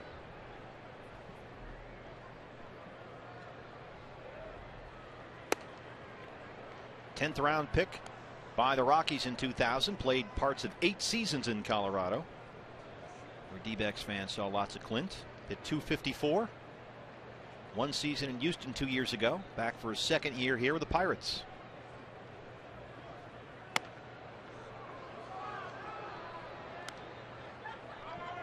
Clint Hurdle, of course, very familiar with Clint Barmas and his game and what he brings to a team. Had the opportunity to bring him over here to the Pirates. He said, absolutely. I like that guy.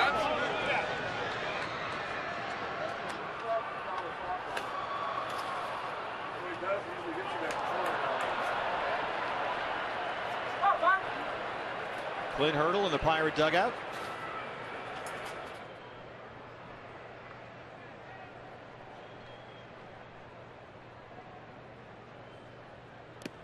In the dirt. Barmas is playing short. And there's former Diamondback great John McDonald, who they brought in during training camp. Johnny Mack was so good defensively here. Backing up Clint Barmas. They had a shortstop they really liked, Chase Darno, who was injured in training camp and felt they needed to go get some depth at the position, so they called Kevin Towers. And there's Johnny Mack now in a Pittsburgh Pirate uniform. A.J. Burnett alongside.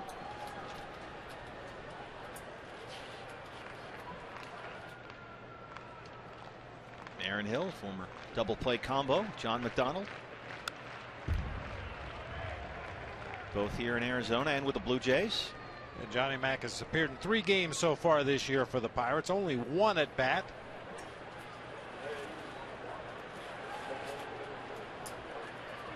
And you talk to shortstops that play in Major League Baseball and say, who's an under the radar guy that plays really, really well and no one talks about? They'll all say John McDonald.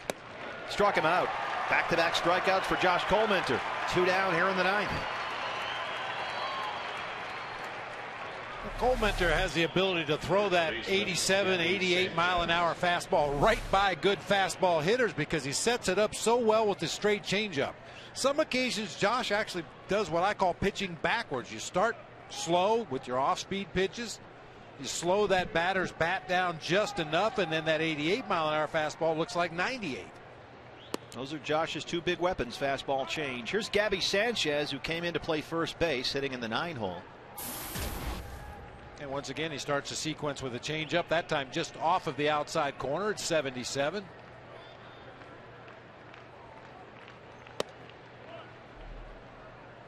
Sanchez last season split time between the Marlins and the Pirates. He combined to hit .217 with 7 homers and 30 RBI.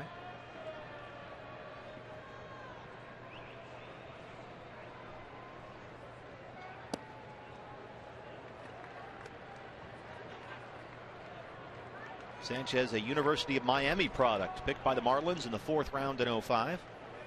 Traded at the deadline last year to the Pirates for Gorkys Hernandez and a compensation round draft pick.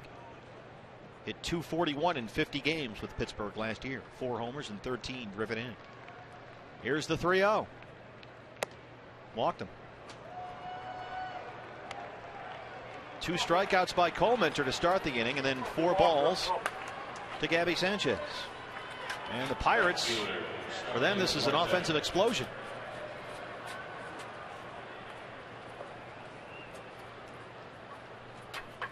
Starling Marte in there now. Singled and scored in the 1st, tripled and scored in the 5th. 2 for 4.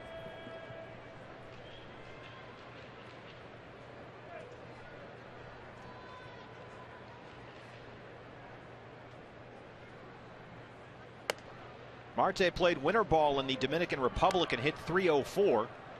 His team swept the championship series, and Marte was named MVP of the series final. Had a very busy baseball year last year between spring training, the minors, the majors, and winter ball. He played in 199 baseball games. But he's only 24 years old. He'll turn 25 in October, and they're excited about him. Colementor has now thrown 6 straight balls. He's up to 39 pitches. Yeah, Josh is more than willing to use that changeup when he's behind in the count. He threw a 2-0 change to Gabby Sanchez. He laid off of it, and right there a 1-0 change to Marte. He was able to lay off to get himself into a real good hitter's count. See what Colementor goes with here on the 2-0 pitch.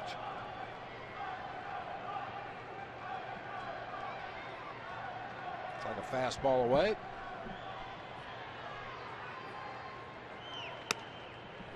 2-1.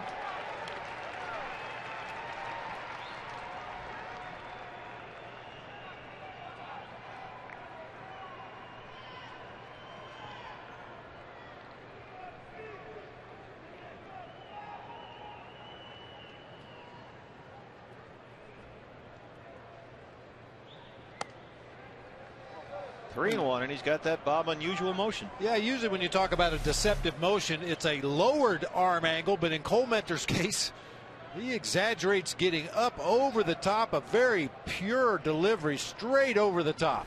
Really lends itself well to that straight changeup. And Colementor believes he has greater durability because of that unusual motion. He says he doesn't feel anything in the elbow. No stress on the elbow at all.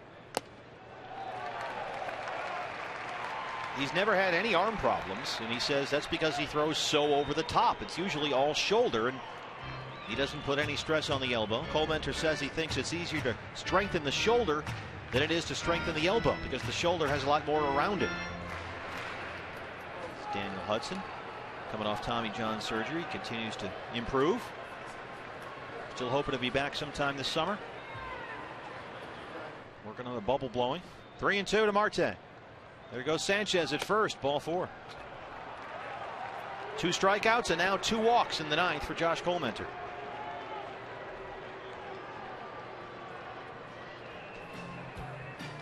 Charles Nagy will come out to have a conversation. Josh believes because of that unusual motion, which is all shoulder for him, he thinks the shoulder can take a heavier workload. And he's generally right about that because medical people, Bob, always have told me that elbows are a lot easier to fix than shoulders. If you have an elbow injury, not that it's not serious, it's just easier to fix. Guys that have serious shoulder issues, I mean, they can be career enders. And they tend to last longer. It's harder to rehabilitate a shoulder, and there's a greater likelihood of a future injury to that shoulder. But the elbows, as we've seen, the Tommy John surgery, A lot of guys come back throwing harder than they did before the surgery. And there's Daniel Hudson, who certainly hope that's the case. His rehab continues to go well.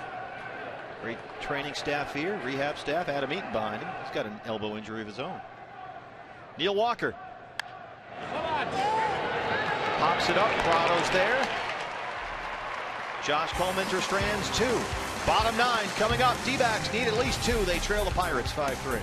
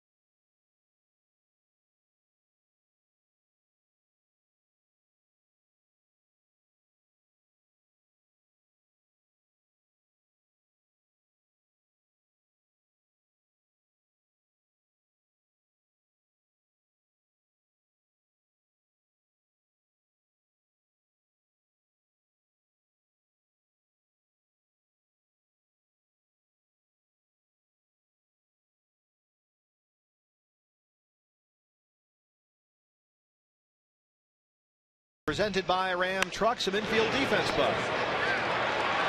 Yeah, we're getting very accustomed to seeing that from the Diamondbacks. Good positioning, able to make the plays, gives the pitcher confidence to execute the pitches they need to. The closer is on, and he's the new closer in Pittsburgh. Joel Hanrahan now closing games in Boston. Jason Grilli has inherited the job here for Pittsburgh. Yeah, ugly win-loss last year for Jason Grilli. Only 1-6, but had a sparkling .291 ERA. Gave up 45 base hits in 58 2/3. Rally hat in action here in the 9th. It's a good look. Guy's got his eye black on. He's ready. Pollock, Nieves, and Pennington are the scheduled hitters here. 6, 7, and 8. AJ 0 for 3. He's grounded out twice and flied out. 1-0. Rally hats all over the place. Everybody's on board here. Miguel Montero will hit for Nieves. Although in the game, Will got his first 2 hits of the year. It was 2 for 2 to start the game with an RBI. Right side out of play. AJ had 3 hits on opening night. And he still got 3 hits, 3 for 16.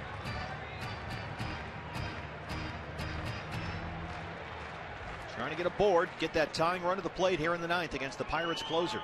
And you know this is huge for Pittsburgh too, because they desperately need a win. They've lost 4 in a row since they won Wednesday. 1-2 now. Pirates came into tonight 1-5. They were held to 3 runs or less in every game. It's their worst start since they opened 0-6 in 2006. In fact, last time the Pirates scored 3 runs or fewer in each of their first 6 games, 1955. Got him. 3rd straight strikeout for Diamondbacks hitters tonight. Brad has more on Miguel Montero. Brad.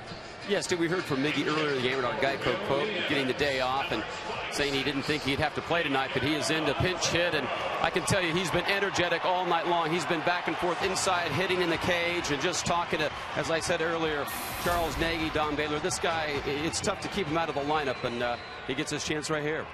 Can you imagine Bob being in the dugout sitting next to Miggy when he's got the night off? I mean, he must drive you nuts. He would. He just never stops, man. He has got a carbonated personality. That's a good way to put it. And it's all positive, man. He never stops talking. He is fun to be around. First pitch swinging center field. McCutcheon. Diamondbacks down to the last out here.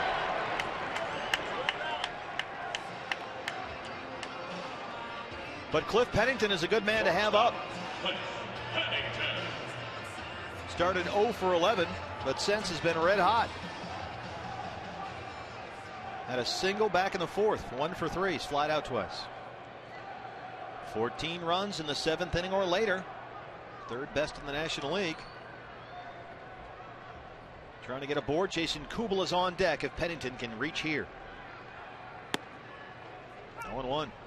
Boy, Jason Grilli has really kind of reinvented himself over the course of his career. 36 years old now, pitching strictly in relief over the last few years. But early in his career, he threw a fastball, a slider, a cutter, a curve, a change, and the dreaded double X. What is that? On Fangraphs, if they can't accurately identify a pitch, they put it under the double X category. They don't just call it a gyro ball? No. So, but I mean, you know, over the last 2 years, he's whittled it down to just the 2 pitches he can command the best, the fastball and the hard slider. 1-2 now. Alvarez is a good guy to catch napping down there at third. So Cliff maybe, I mean, he's behind the bag now. He's deeper than the bag anyway. That's what Cliff Pennington saw his last at bat. That's not a good look. They look a little depressed. Just need a base runner. 1-2 now. In the air, Barmas backing up. Falls off Marte, he's got it, and the D-backs lose here 5-3. Jason Grilli closes out the 9th, 1-2-3. And the Diamondbacks run ends here in the series opener against the Pirates, Bob. That's one thing about baseball. You talk to any manager, and you never like to play a team who is struggling as badly as the Pirates were struggling, because you know it's the big leagues. At some point, hitters are going to hit, pitchers are going to pitch. And unfortunately tonight, the Pirates came out swinging the bats early against Trevor Cahill. And pretty good pitching performance by that Pirates bullpen in the ball game today as well. Yeah, Gomez, Wilson, Melanson, and Grilli after Wandy Rodriguez had to leave early with left hamstring tightness. The Pittsburgh bullpen does a tremendous job here. The Pirates are out hit by the Diamondbacks 6-5, but Pittsburgh gets the win here 5-3. Joe Borowski's out deep in center field with Jody Jackson, guys. All right, thanks so much. Yes, we are getting ready for our post-game show, Diamondbacks Live, presented by CenturyLink. And Joe, if I would have told you before this game, Wandy Rodriguez would only go 2 1/3, leaving the game with a tight hamstring, what would you have said about the Diamondbacks' chances? I would have thought it went through the roof. I thought the best chance for the Pirates was for Wandy Rodriguez to go deep in this game. He only lasted into the 3rd. Well, as Steve Ruthie mentioned, a great job by the Pirates bullpen. We will also look at Trevor Cahill's outing. Some of the topics we looked at in pregame. Could he go deep into the game? Could he get off to a good start? Joe will break it all down when we come back here as the Diamondbacks fall to the Pittsburgh Pirates in Game 1 of the 3-game set.